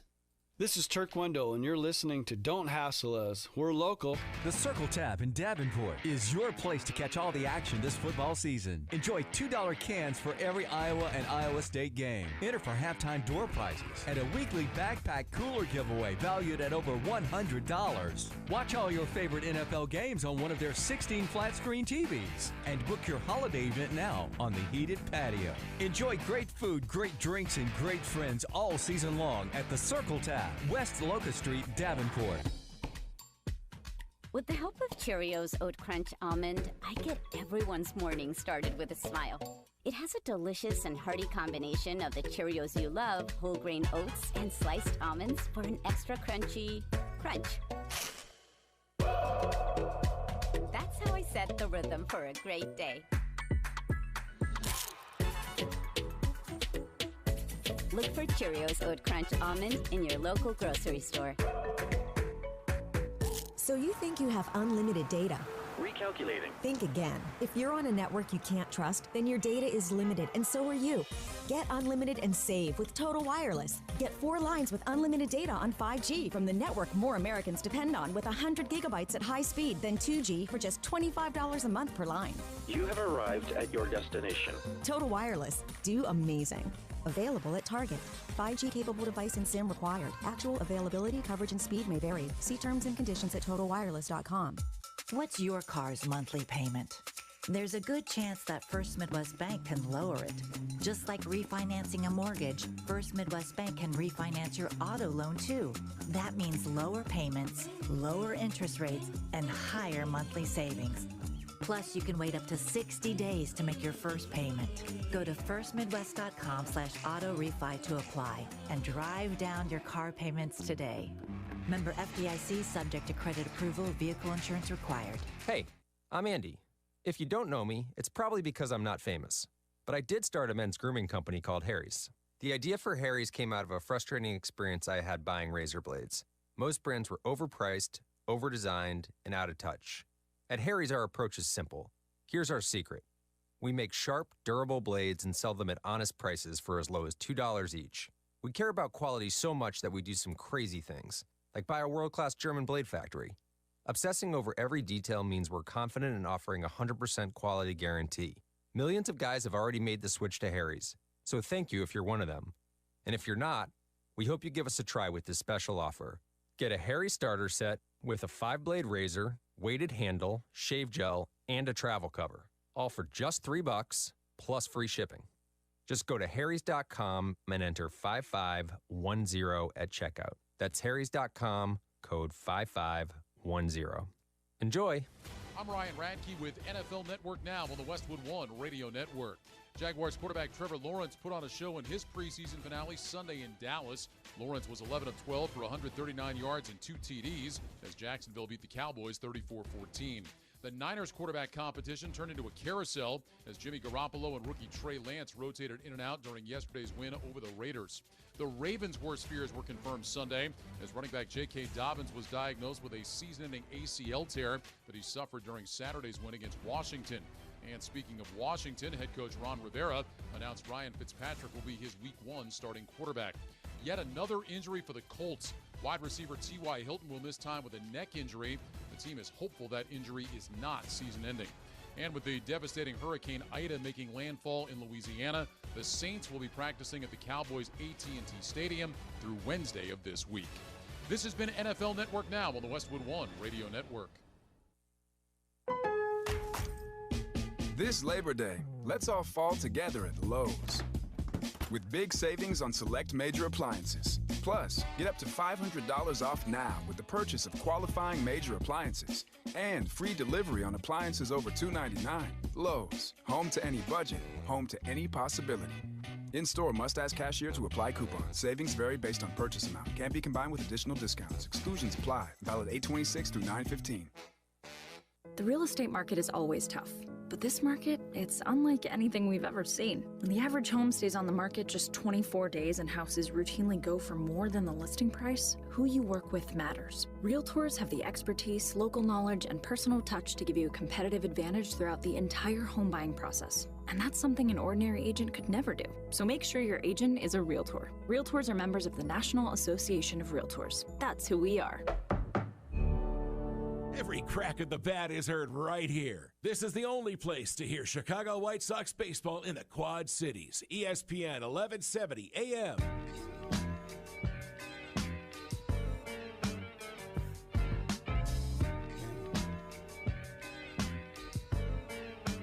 ESPN 1170 AM. Don't hassle us, we're local. All right, I got something for us. We were looking at the scores from over the weekend when it came to the college football, and I mentioned friend of the show, Lucy Rodine. She was a University of Iowa student. She does work for Hawkeye Nation. She does things on TikTok. And so I'm going to play this for you guys because it's great. So if you go on TikTok, follow her. It's Lucy Sports Jokes. I joined a Nebraska Facebook group after their loss to Illinois, and this was my first post. Stay positive, Husker Nation. Scott Frost is 100% the man for the job. He almost has all the players he recruited in, and he has them practicing so much. Yesterday was a fluke. I believe the Big Ten is conspiring against Nebraska. They wanted that new Burt guy to win his first game, and we had to pay the price. They want Nebraska to fail, but we will prove them wrong. Boomer Sooner, watch out. The black shirts are coming. Go Big Red. Charles was like, totally agree. And then Rob said 3-9, and I reminded him, it's going to be 11-1. Jesse concurs with my statement. Shirley said true, but there has to be some changes. And then Alexander said we better play the best defensive game of Husker ball history if we hope to have a chance at Oklahoma. And I was like, and we will. We will play the best game of football Nebraska has ever seen. Mike totally agrees with me, and then Dick brought up a great point. 2 fluke plays that cost us 9 points and we lost by 8. And I said, exactly. It was rigged so Burt Balama could get his first win. Wes says, I want Frost to succeed, but his coaching staff is not Big Ten worthy. The quarterback coach has got to go now. And then I said, Scott Frost is absolutely not the problem. He won a national championship at UCF. Shane said, no, he didn't. Shane is wrong. Mike said, it's easy to criticize. It wasn't the outcome we wished for, and Nebraska never quit.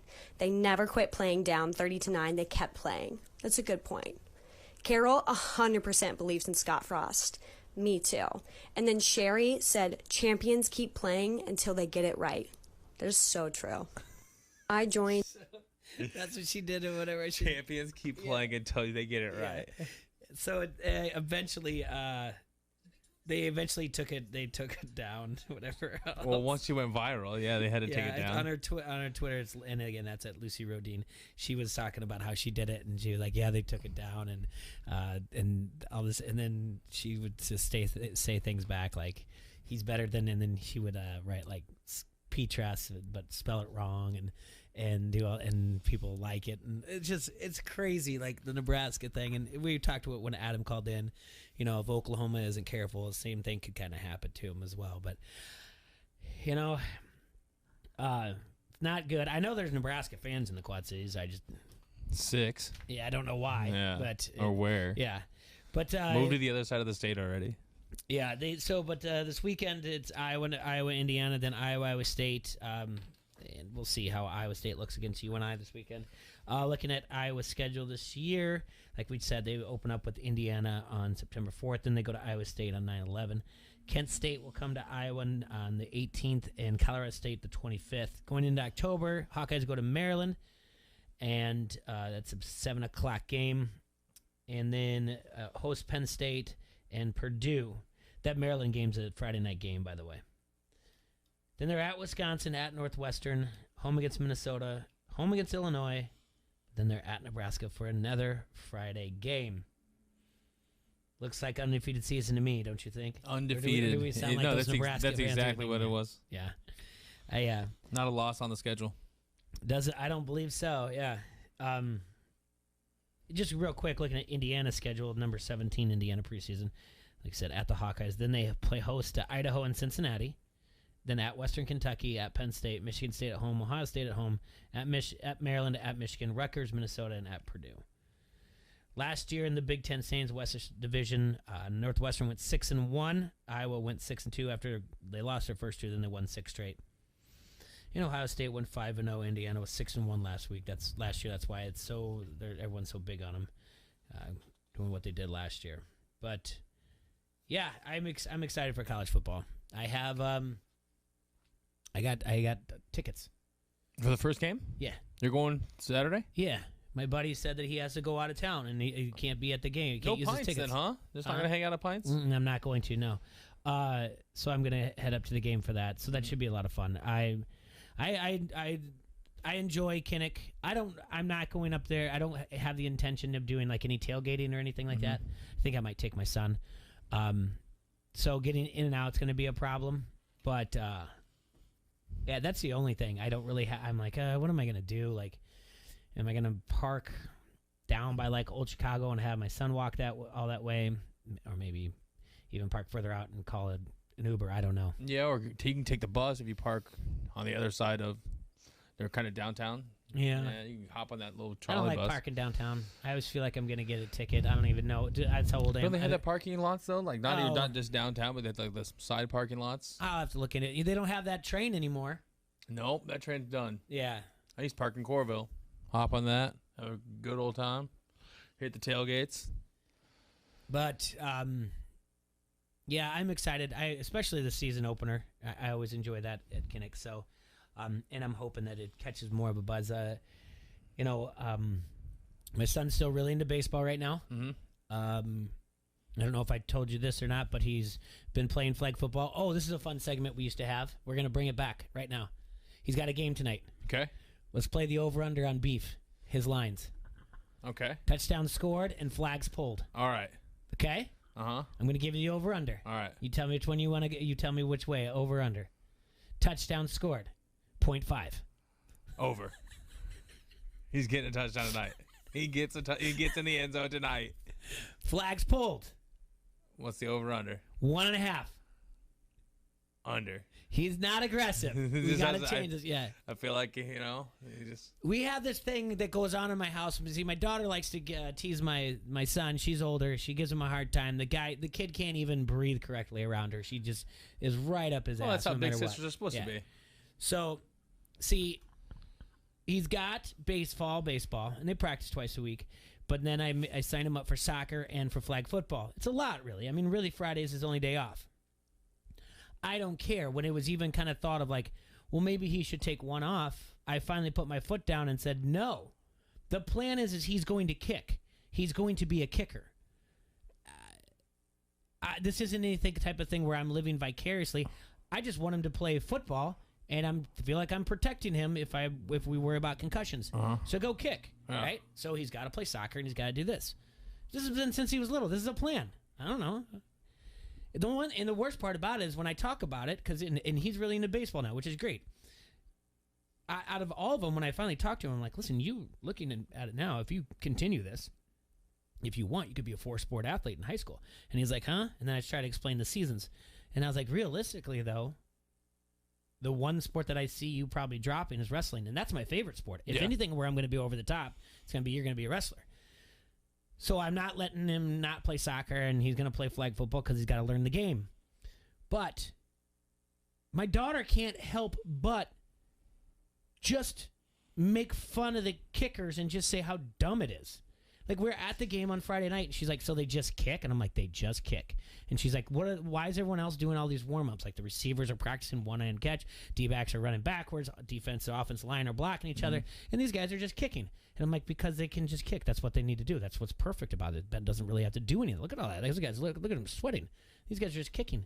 They've got ball boys that are catching the ball for him and running it back to him. They're not even moving. Yeah. That's dumb. So it's not dumb. It's important.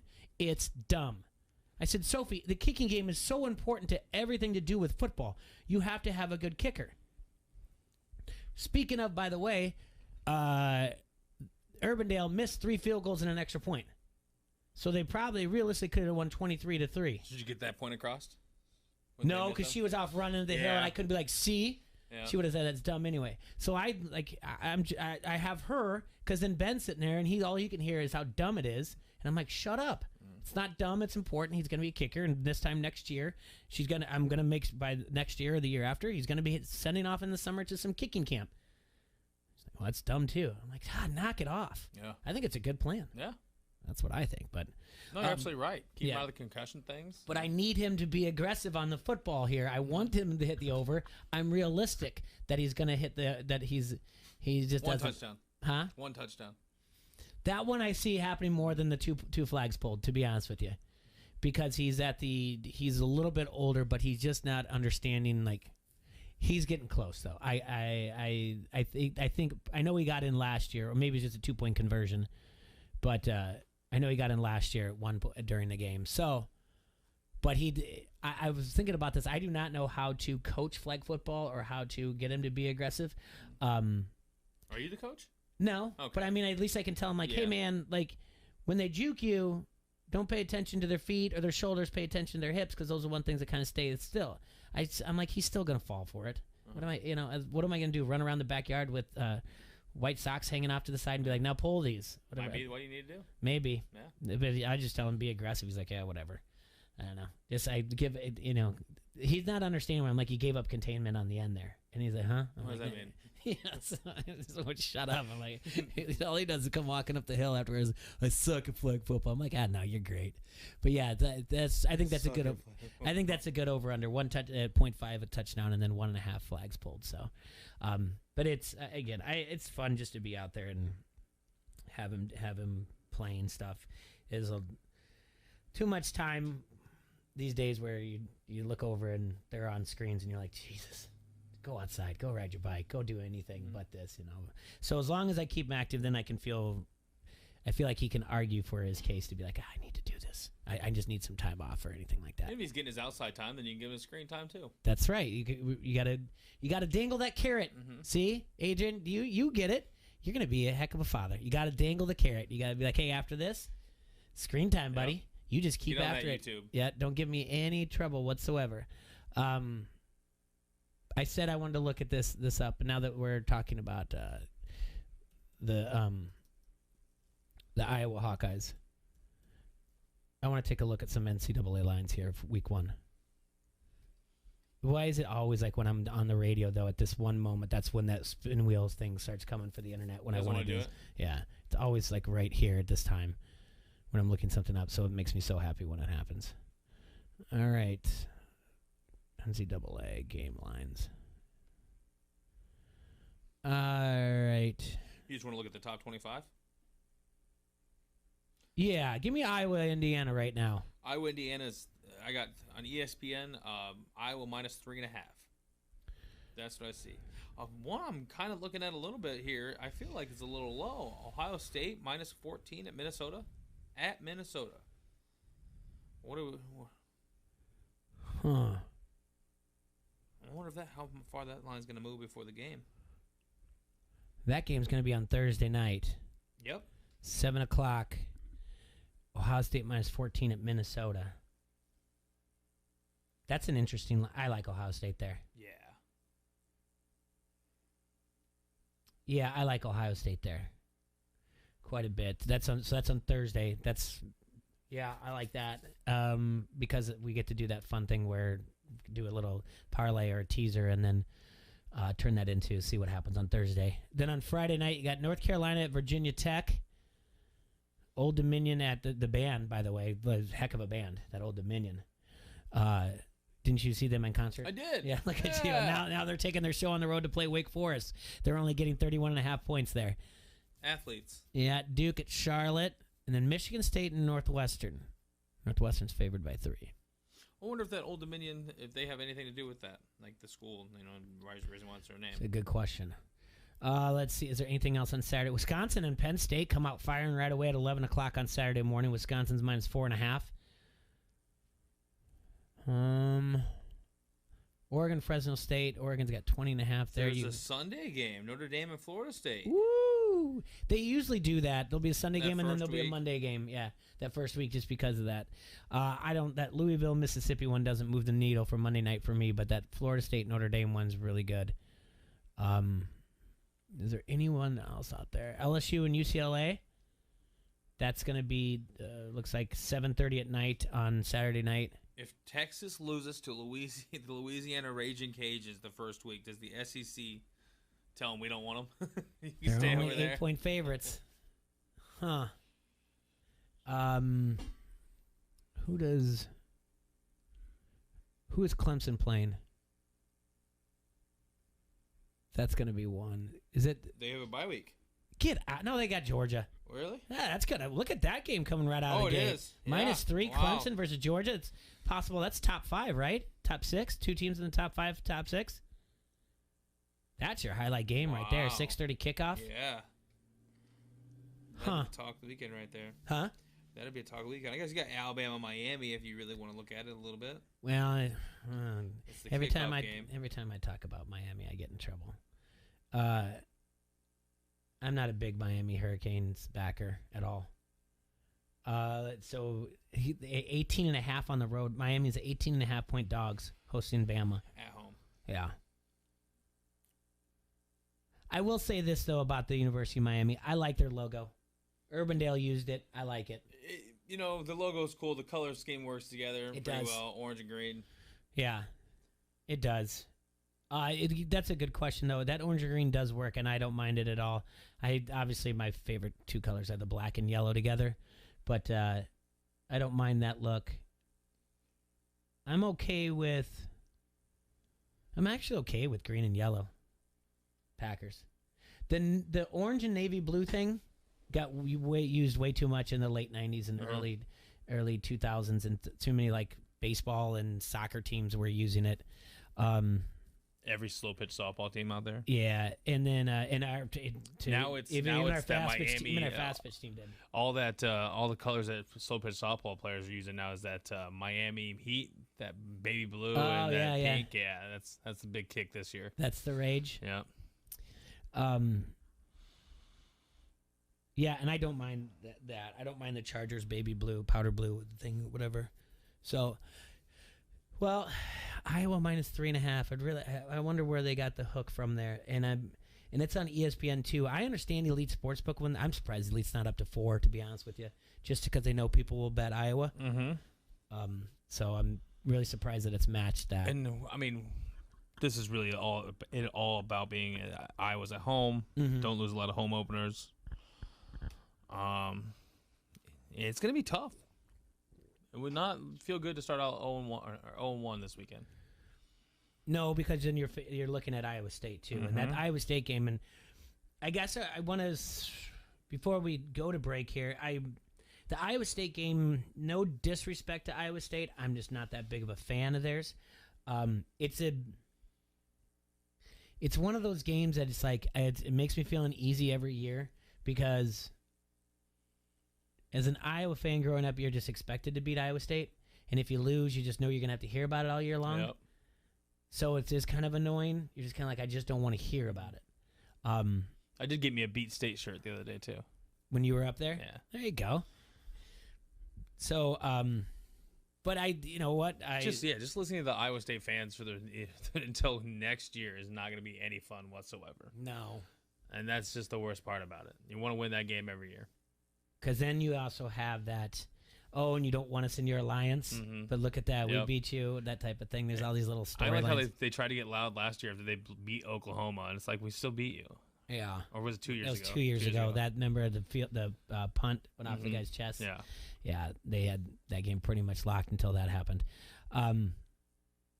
But the two big games coming right out of the gate, and it's college football's back. College football's back, and the NFL's 10 days away. It's finally here. Nothing better, and then now everyone can. You yourself, you're starting your fantasy stuff. I have mine. We get the water cooler talk about teams. So it was all right. We got to take a break. We'll be right back to wrap things up here. Don't hassle with local ESPN 1170 AM.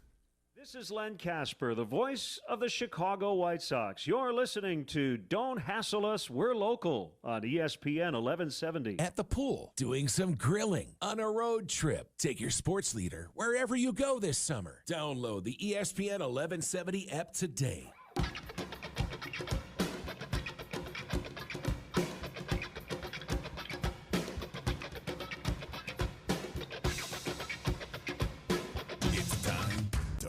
And grind. Keyshawn, J. Will, and Zubin.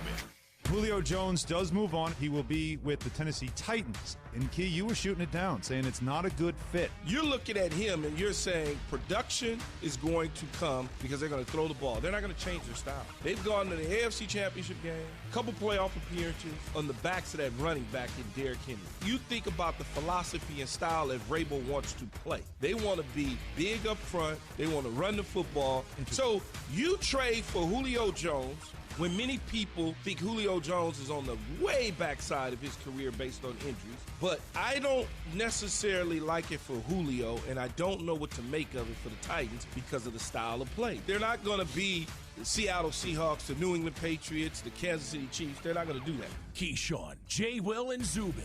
Mornings on the Quad City Sports Leader, ESPN 1170. The Max Kellerman Show. And when you think about the Rams offense and what McVay can do with Stafford, like think about what he did with Goff and Gurley. Remember a couple years ago, it was like the Rams have 3 MVPs on their team. 3 guys in the conversation. About 2/3 of the way through that season, I'd say.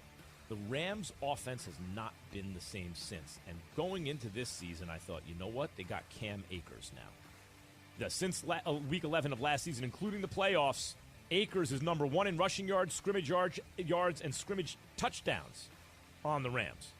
So I thought, they got their guy now. That offense is going to be a problem. In fact, even talking about, will Stafford win a Super Bowl on the Rams, my first instinct was say, no, that is a huge hit for the Rams to take. The Max Kellerman Show. Weekdays at 2 on the Quad City Sports Leader, ESPN 1170. I'm Ryan Radke with NFL Network Now on the Westwood One Radio Network. Jaguars quarterback Trevor Lawrence put on a show in his preseason finale Sunday in Dallas. Lawrence was 11 of 12 for 139 yards and 2 TDs as Jacksonville beat the Cowboys 34-14. The Niners quarterback competition turned into a carousel as Jimmy Garoppolo and rookie Trey Lance rotated in and out during yesterday's win over the Raiders. The Ravens' worst fears were confirmed Sunday as running back J.K. Dobbins was diagnosed with a season-ending ACL tear that he suffered during Saturday's win against Washington. And speaking of Washington, head coach Ron Rivera announced Ryan Fitzpatrick will be his Week 1 starting quarterback. Yet another injury for the Colts. Wide receiver T.Y. Hilton will miss time with a neck injury. The team is hopeful that injury is not season-ending. And with the devastating Hurricane Ida making landfall in Louisiana, the Saints will be practicing at the Cowboys' AT&T Stadium through Wednesday of this week. This has been NFL Network Now on the Westwood One Radio Network. This Labor Day, let's all fall together at Lowe's. With big savings on select major appliances. Plus, get up to $500 off now with the purchase of qualifying major appliances. And free delivery on appliances over $299. Lowe's, home to any budget, home to any possibility. In-store must ask cashier to apply coupon. Savings vary based on purchase amount. Can't be combined with additional discounts. Exclusions apply. Valid 8/26 through 9/15. The real estate market is always tough. But this market, it's unlike anything we've ever seen. When the average home stays on the market just 24 days and houses routinely go for more than the listing price, who you work with matters. Realtors have the expertise, local knowledge, and personal touch to give you a competitive advantage throughout the entire home buying process. And that's something an ordinary agent could never do. So make sure your agent is a Realtor. Realtors are members of the National Association of Realtors. That's who we are.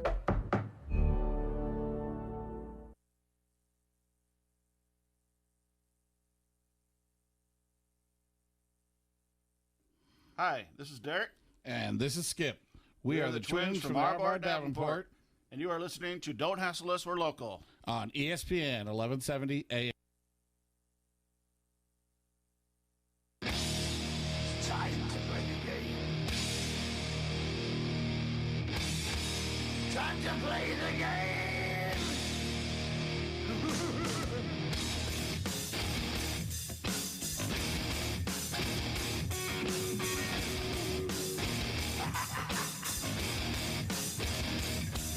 It's all about the game and how you play it. All about control. And if you can take it, it's all about your debt. And if you can pay it, it's all about pain. And who's gonna make it?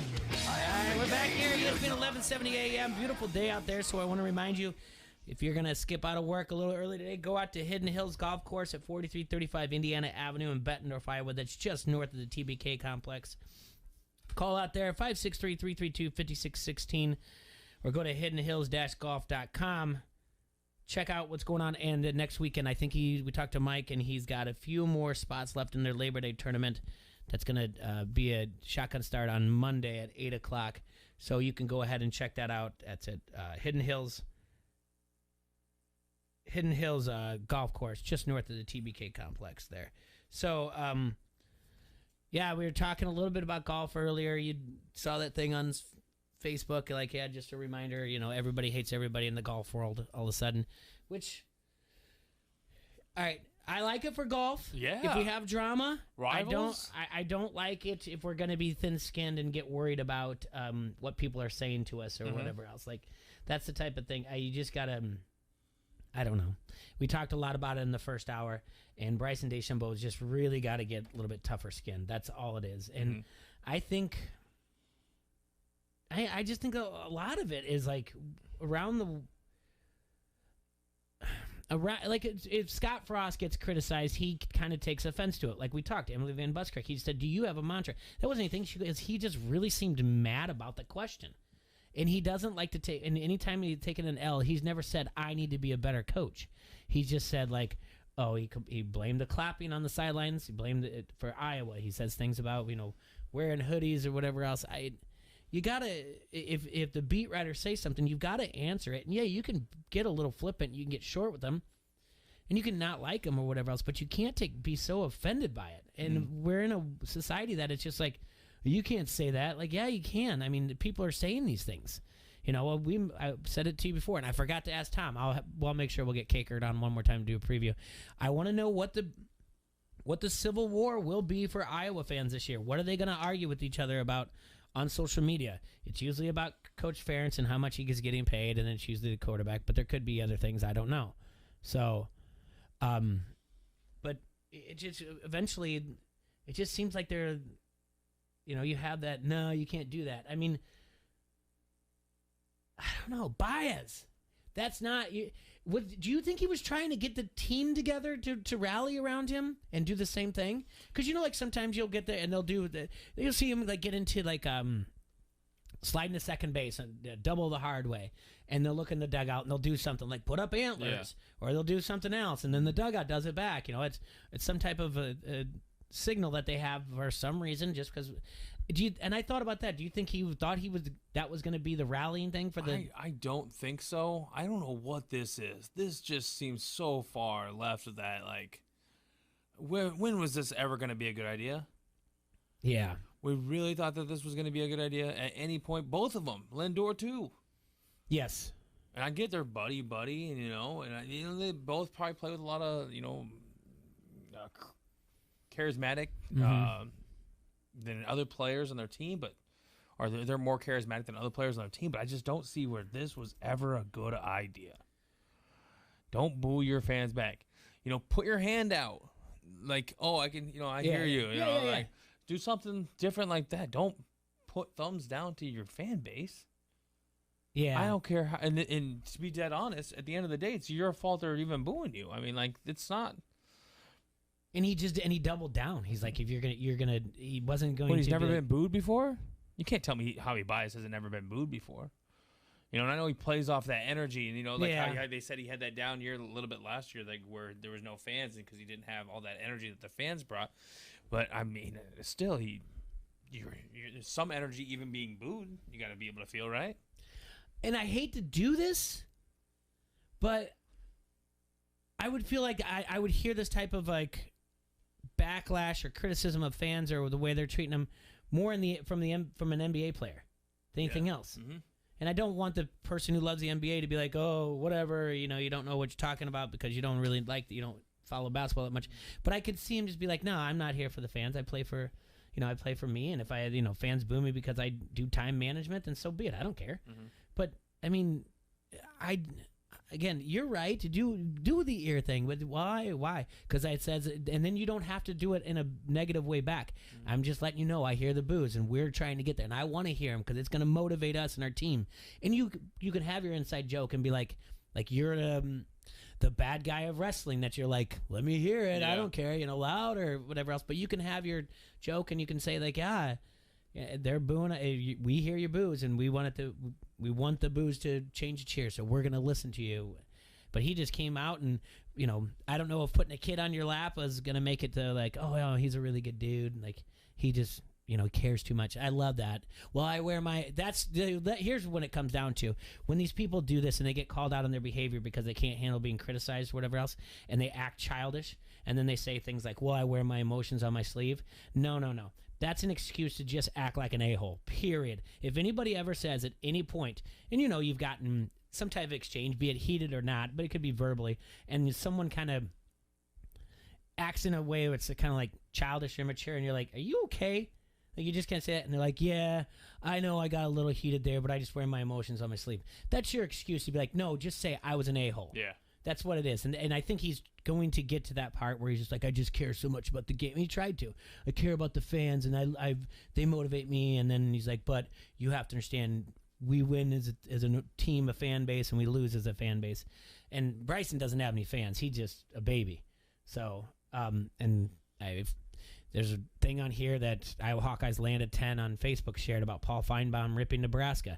Well, that's going to be a big thing because Paul Feinbaum works for ESPN. So now Scott Frost is going to be really upset with Paul Feinbaum and probably won't let ESPN do any type of radio interviews with him whatsoever. So, but that's how sometimes those things work. All right, well, fun day. Good luck tonight at your fantasy. Hey, thank you. Do you know at all where you're drafting at? Or are you guys doing a random thing? We're doing, what do you mean? I mean, do you know what position you are? Nope, I haven't figured that out yet. I think we're probably just going to draw cards or something like that. I mean, we got a guy that's like my buddy Haxall just moved to Florida, so he'll be joining us with that. So is he going to be doing it on Zoom? I think we're just going to FaceTime. Yeah. Just probably put him on my FaceTime and just kind of keep him right there. That's cool. Yeah, that should work. It really should, and everybody else is back. It's not like half of us are doing it somewhere, half of us are doing it somewhere anywhere else. So. Get it? Did you have anybody pull out that said like, "Hey, I can't do it"? Not yet. We had a couple, and I understand why it upset T-Ray when I was like, "Listen, I'm okay," and I said I'm going to be late, and I'm not missing because my son came out and he said like, "They're gonna let me pitch 4th inning," and I was like, "I'm not missing this." Sorry. Yeah. And so when he told me, like, I think we had 2 that had to get drafted. I was like, I said, so how annoyed were you with that? I said, like, hey, I'm not going to make that. He's like, I wasn't annoyed. He's like, I had already scrambled to find 2 people. And I was like, I knew I wasn't going to be long. But the worst part about it is these games, sometimes they're coach pitch and they go so long. We didn't even make it to the 4th inning before timing came up. So he never got to pitch. So, yeah, but there'll be another time, which, by the way, I don't think he's ready for it yet. So maybe another week of practice will make it better for him. All right, Adrian, thank you so much. Tomorrow we're in. I can't wait to hear about your draft. I'm pumped about it. I can't wait to talk about it. All right, buddy. We'll talk to you tomorrow. Enjoy yourselves, Quad Cities. Stay safe and sanitize. Enjoy the weather. Get out there. Do something. Good luck to Beef on the over-unders, by the way. Yeah. All right, we'll talk to you guys later.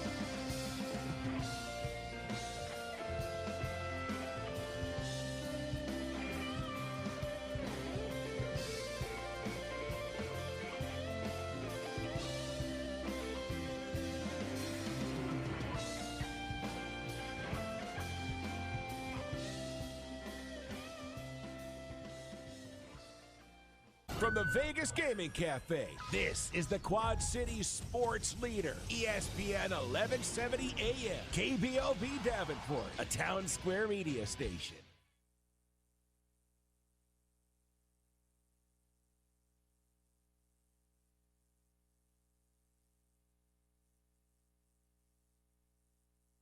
And receiver Zach Pascal after they came into close contact with the team's staff member who tested positive. This was supposed to be a big week for Wentz and his recovery from foot surgery. He is hoping to play in week 1.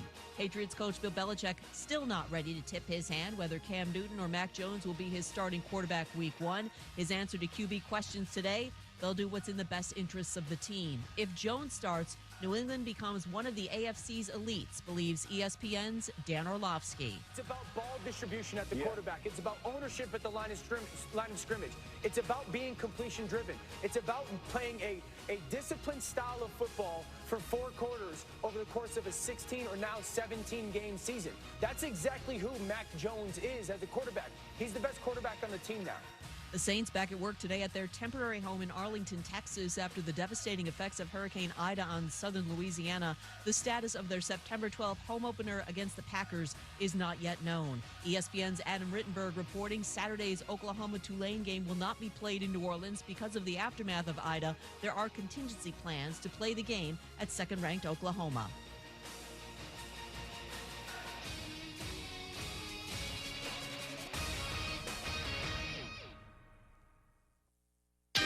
This is the Max Kellerman Show. Max Kellerman Show on ESPN Radio. Yes, the Max Kellerman Show on ESPN Radio and ESPN Plus, also Sirius XM Channel 80. Have the Dolphins given up on Tua? Well, that was fast. 888-SAY-ESPN, 729-3776. The Max Kellerman Show is presented by Progressive Insurance. Guests, join me on the Goodyear Hotline. The Patriots head coach, fellow goes by the name of Bill Belichick. Don't know if you heard about him. Said he's not ready to name a quarterback as starting quarterback after the preseason finale. I mean, whoa, really? Oh, that's it. That's all there is, Bill. Hey, coach, it's the preseason finale. Maybe you misunderstood what was going on here. That's the last game. No one said, coach. No one said the penultimate game of the preseason. Raj, from context, what does penultimate mean? Penultimate. Penultimate. Is that when you jump off sides, but there was an infraction, so it's not really a penalty?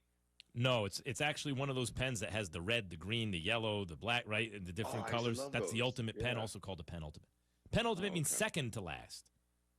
We didn't say the penultimate game of the preseason. We said the preseason finale. That's it, coach. It's all done. Make your decision. No, he's not ready to make that decision. We still have a lot of decisions to make, he said, after 22-20 win over the Giants.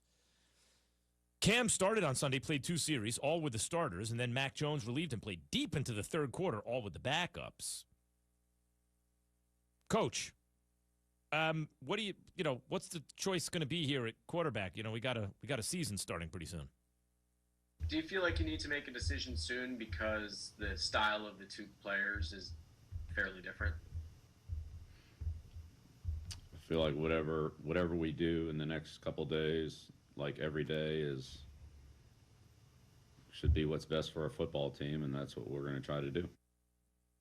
I think that in a former life, Belichick must have been a prisoner of war who spilled the beans, right? Like, he was captured behind enemy lines, and he told them everything he knew. And he has to come back now and prove that he'll never give out any information voluntarily, ever. He has to go through this entire life without ever giving you a stitch of information. That's the only explanation, Raj. It's a legitimate question. Look, they're very different kinds of quarterbacks. But what do you do here? Well, whatever helps us win. Really, Sherlock. Is that right, Coach? Whatever helps you. I thought you were going to choose whatever helped you lose. But since now you edified us all. Thank you. I understand now. I'm illuminated. Got it. What is interesting to me is after game 2 of the preseason, Cam looked like $1 million. Can you even say that anymore? Is that enough? Do I have to say $1 billion?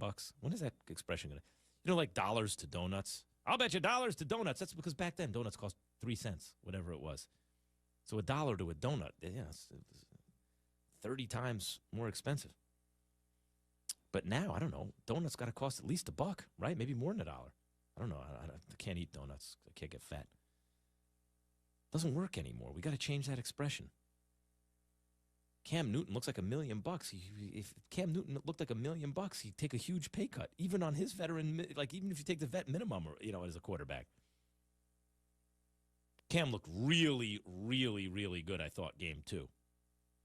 But he wound up going through COVID protocols. And why is that significant? Because those protocols only apply to the unvaccinated. Cam, apparently, I'm inferring from the protocols, did not get vaccinated. And also when a guy says, well, that's a personal decision. What? No, we're in a public health crisis. It's not a personal decision. It's a personal decision. But actually, the public has interest in it, right? Because we want everyone to be vaccinated so we can get out of this pandemic. Oh, it's a personal decision. Okay, so you won't answer the question. Now you're going through COVID protocols. You didn't get vaccinated. Hey, genius. Last year, you got COVID, and it tanked your season. You were coming off a catastrophic injury, Cam. You made a very good impression on the greatest coach ever with your competitiveness and your leadership and your work ethic. And I thought you looked great against Seattle. You lost a goal. Listen, Bobby Wagner, a great linebacker in his prime, makes a goal line play, and you lose that game. That was one of the best games of last season. Russell Wilson on the other side of the ball balling out, right? And then you get stripped in the red zone against Buffalo. If not for those two plays, you're 9-7. As it was, you were 7-9. But Cam, it was never the same once you got COVID. You missed the game, then you came back. You weren't the same. And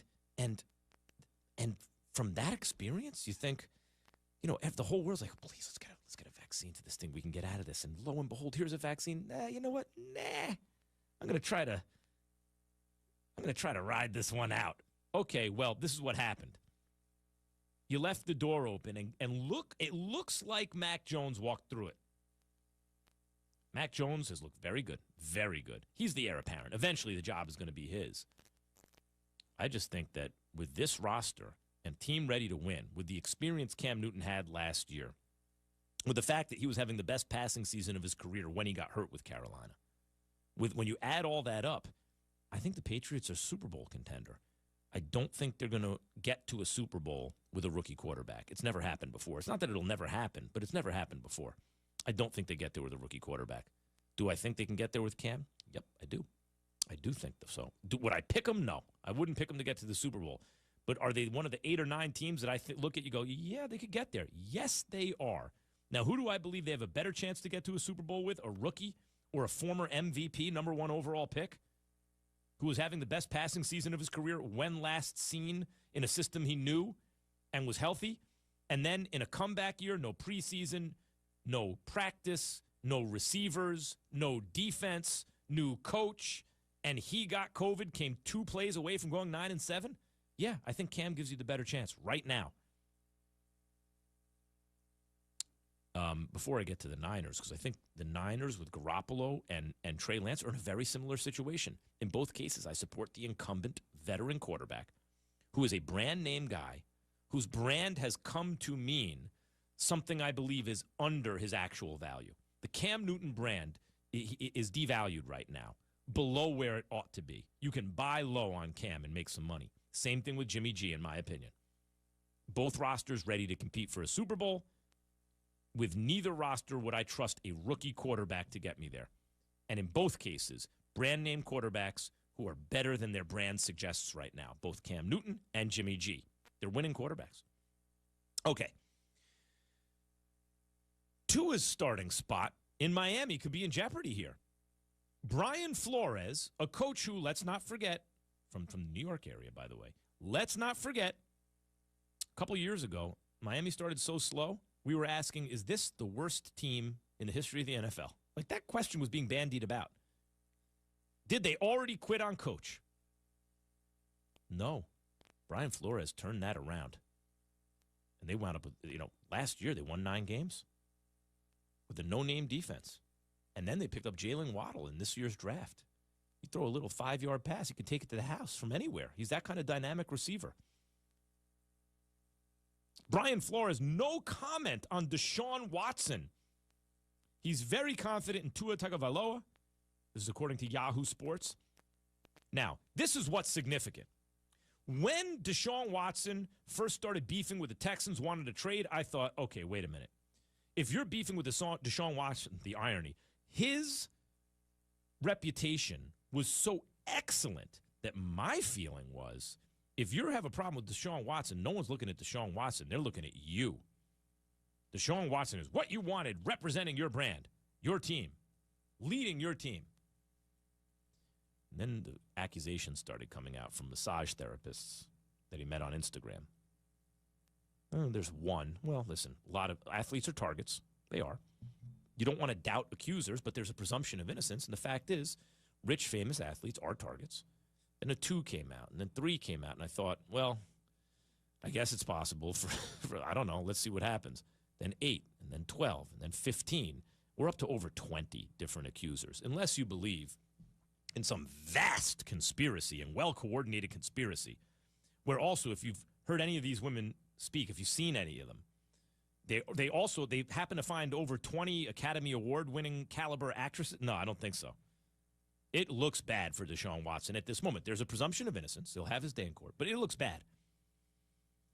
Very bad for Deshaun Watson. That's a distressed asset in football terms. Now, before all this, when it was first announced the Texans, Deshaun wanted out, I thought, okay, the team to trade for him is the Miami Dolphins.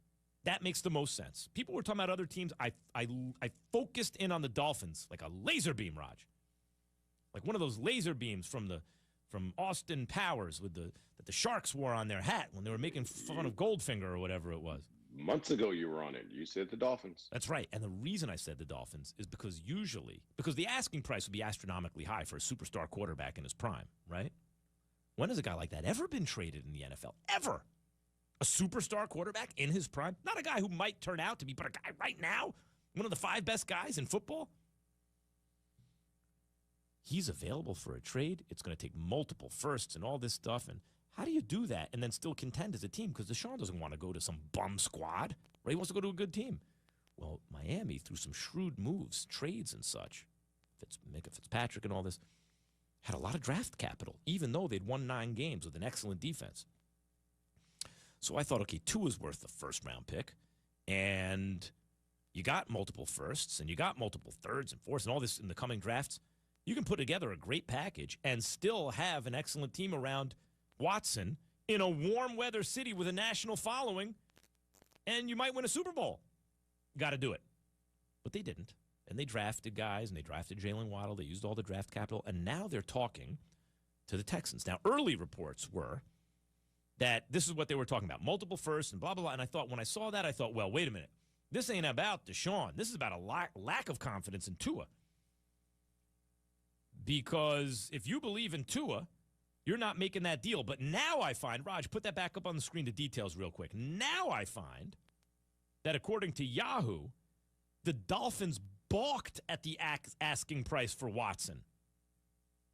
Now that tells me that Miami has not given up on Tua. Like, Watson is probably already better than Tua will ever be. But if given Watson's off-the-field trouble, you're still willing to pay the original asking price, that means you don't believe in Tua. If you're not willing to pay that price, that means better things for Tua. That means you believe in Tua, you just know Watson's better. All right. Do we have Marcus Spears waiting? Is that what I'm led to believe? Marcus Spears, ESPN NFL analyst on the Goodyear Hotline. Marcus, who should be the Pats starting quarterback? Mac Jones, Max. Oh, and it hurt me to say it, man, but I looked at this 2 different ways, bro. I looked at it as Cam really hasn't done anything to relinquish, coming in as the perceived starter. But he hasn't done anything to widen the gap either.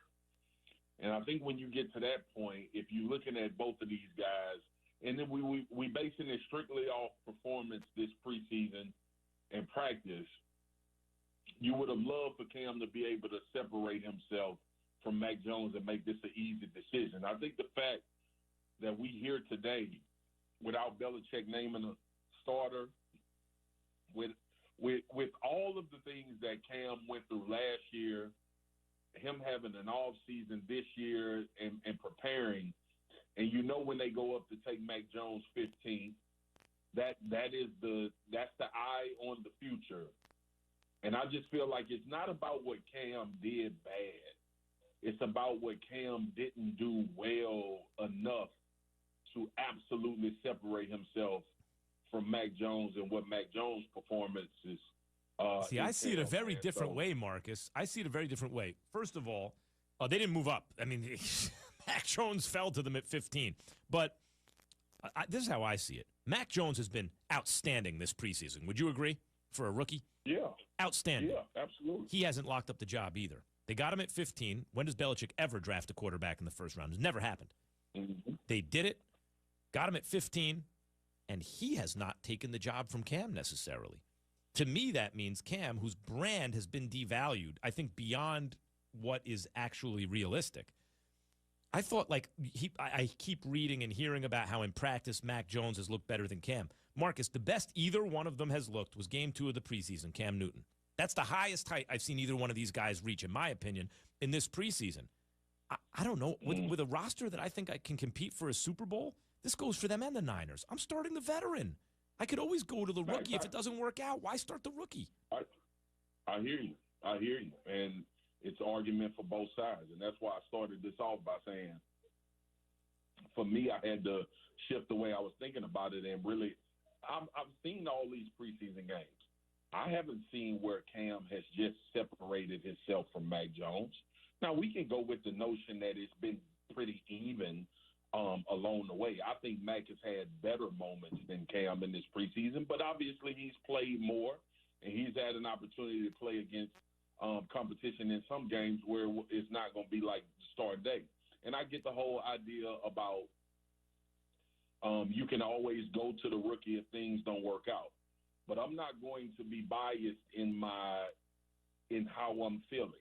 I feel like Justin Fields outplayed Andy Dalton, and that's why I think Justin Fields should start in Chicago. I think Mac Jones has outplayed Cam Newton this preseason, and he's outplayed him in practice as well. If you think about missing 5 days, which I know nobody wants to admit that it matters, damn right it matters. Yep. It's Bill Belichick, bro.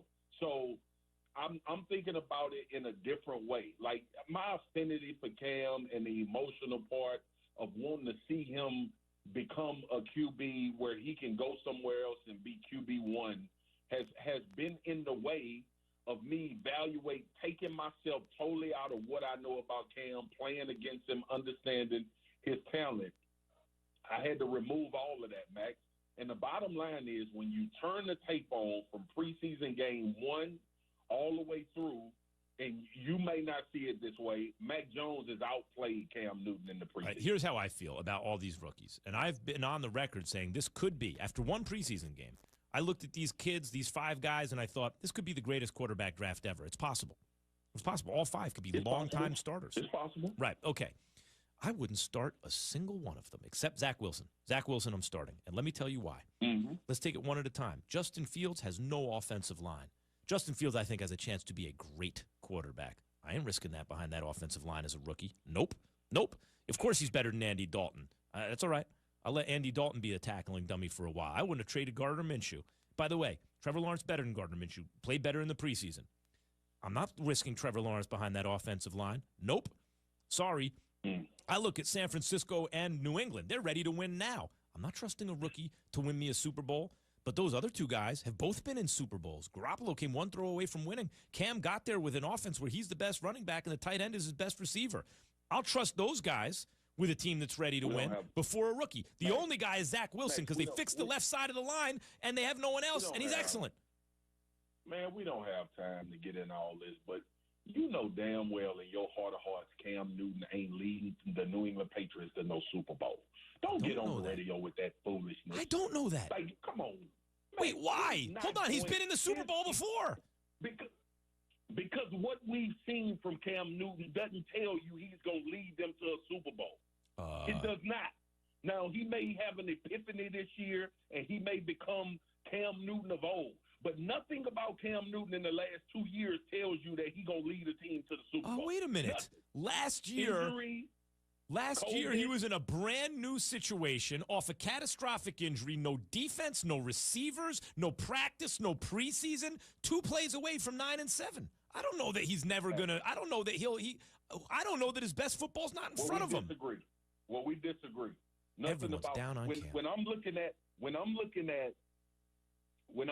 at the AFC with Patrick Mahomes, with Lamar Jackson, with Justin Herbert, with Josh Allen, Cam Newton ain't leading the New England Patriots to a Super Bowl. Yeah, well, they got some good. I'm not comparing it to Cam Newton of 2015 and Cam Newton. But now, Mac Jones I'm is comparing Cam Newton to the other quarterbacks he would have to beat so in order to get to a Super Bowl. Mac Jones is beating a rookie. Mac Jones, who can't move, by the way, is going to beat Patrick Mahomes. Lamar Jackson has a better shot to do it than Cam Newton. Max, no, but you know what Mac Jones is? The absolute future for the New England. No doubt. I'm not. Listen, at some point this season or next, he's going to take over that team. I'm just saying, you're writing Cam off. Wow, Marcus. Wow, writing Cam Newton off. I'm writing Cam off to another team. You writing Jimmy G off too? I got 1 minute left. You writing Jimmy G off? I got 30 seconds left. No, Jimmy G gonna start for somebody else after he leaves San Francisco, but it'll be Trey Lance's job at some point this season. Everyone just giving up on the old guys. Just giving up on the old guys. No, stop it. You're an old guy now, Marcus. How could you give up on the old guys? I'm an old guy, but I live in this dose of reality and this thing called tape. And the tape could be lying in the preseason, Max. That's why it's always gray area when you're trying to determine what guy is going to take it to the regular season. All you're looking for is trading characteristics that you knew about these guys out of college and to see if it shows up. It has shown up no better for nobody than Zach Wilson and his translation from BYU to the Jets. Yeah. I understand that. But Justin Fields has shown up. It translates. Marcus, it's my fault. It's my fault, but we're overtime. We're overtime. It's my fault. All right, bro. Raj is getting mad. Brendan's getting mad. Everyone's very angry and upset that I asked you an additional question right toward the end of the segment. But I like listening to Marcus Spears. I also like listening to my own voice. That's how it is. The great Marcus Spears joined me on the Goodyear hotline, making plays that move you forward. Goodyear, more driven. Are you happy now, Raj? And Brendan, you hurt Marcus's feelings. Coming up on No Doubt, did the Lakers just add an important piece to a championship roster? Football's almost here. There's no better place to get in on the action than with DraftKings, the official daily fantasy partner of the NFL. As the season is quickly approaching, DraftKings is your one-stop shop to make it rain all season long. To bring you even closer to the action, DraftKings is giving all new players a free shot at $1 million during week one. Just pick your lineup, stay under the salary cap, see how your team stacks up against the competition. I mean, I love DraftKings. Nothing adds to the excitement of watching a game quite like having a free shot at huge cash prizes. Download the DraftKings app now and use code MAX. For a limited time, players can get a free shot at millions of dollars as $1 million during week one. No doubt, coming up. The beginning of the season, oh, man, I want to be in that moment. It's just one of them things where it's like, man, I wish I had that right now. Are you ready? Because I'm ready. This is Mike Greenberg, and I'm ready. This is Nina Kimes, and you know my Seahawks are ready. This is Matthew Berry. The Texas A&M Aggies are ready. This is Ryan McGee, and I'm ready. Football is back, and it kicks off every morning with Keyshawn, J. Will, and Zubin, and continues all day right here on ESPN Radio. Welcome to a place.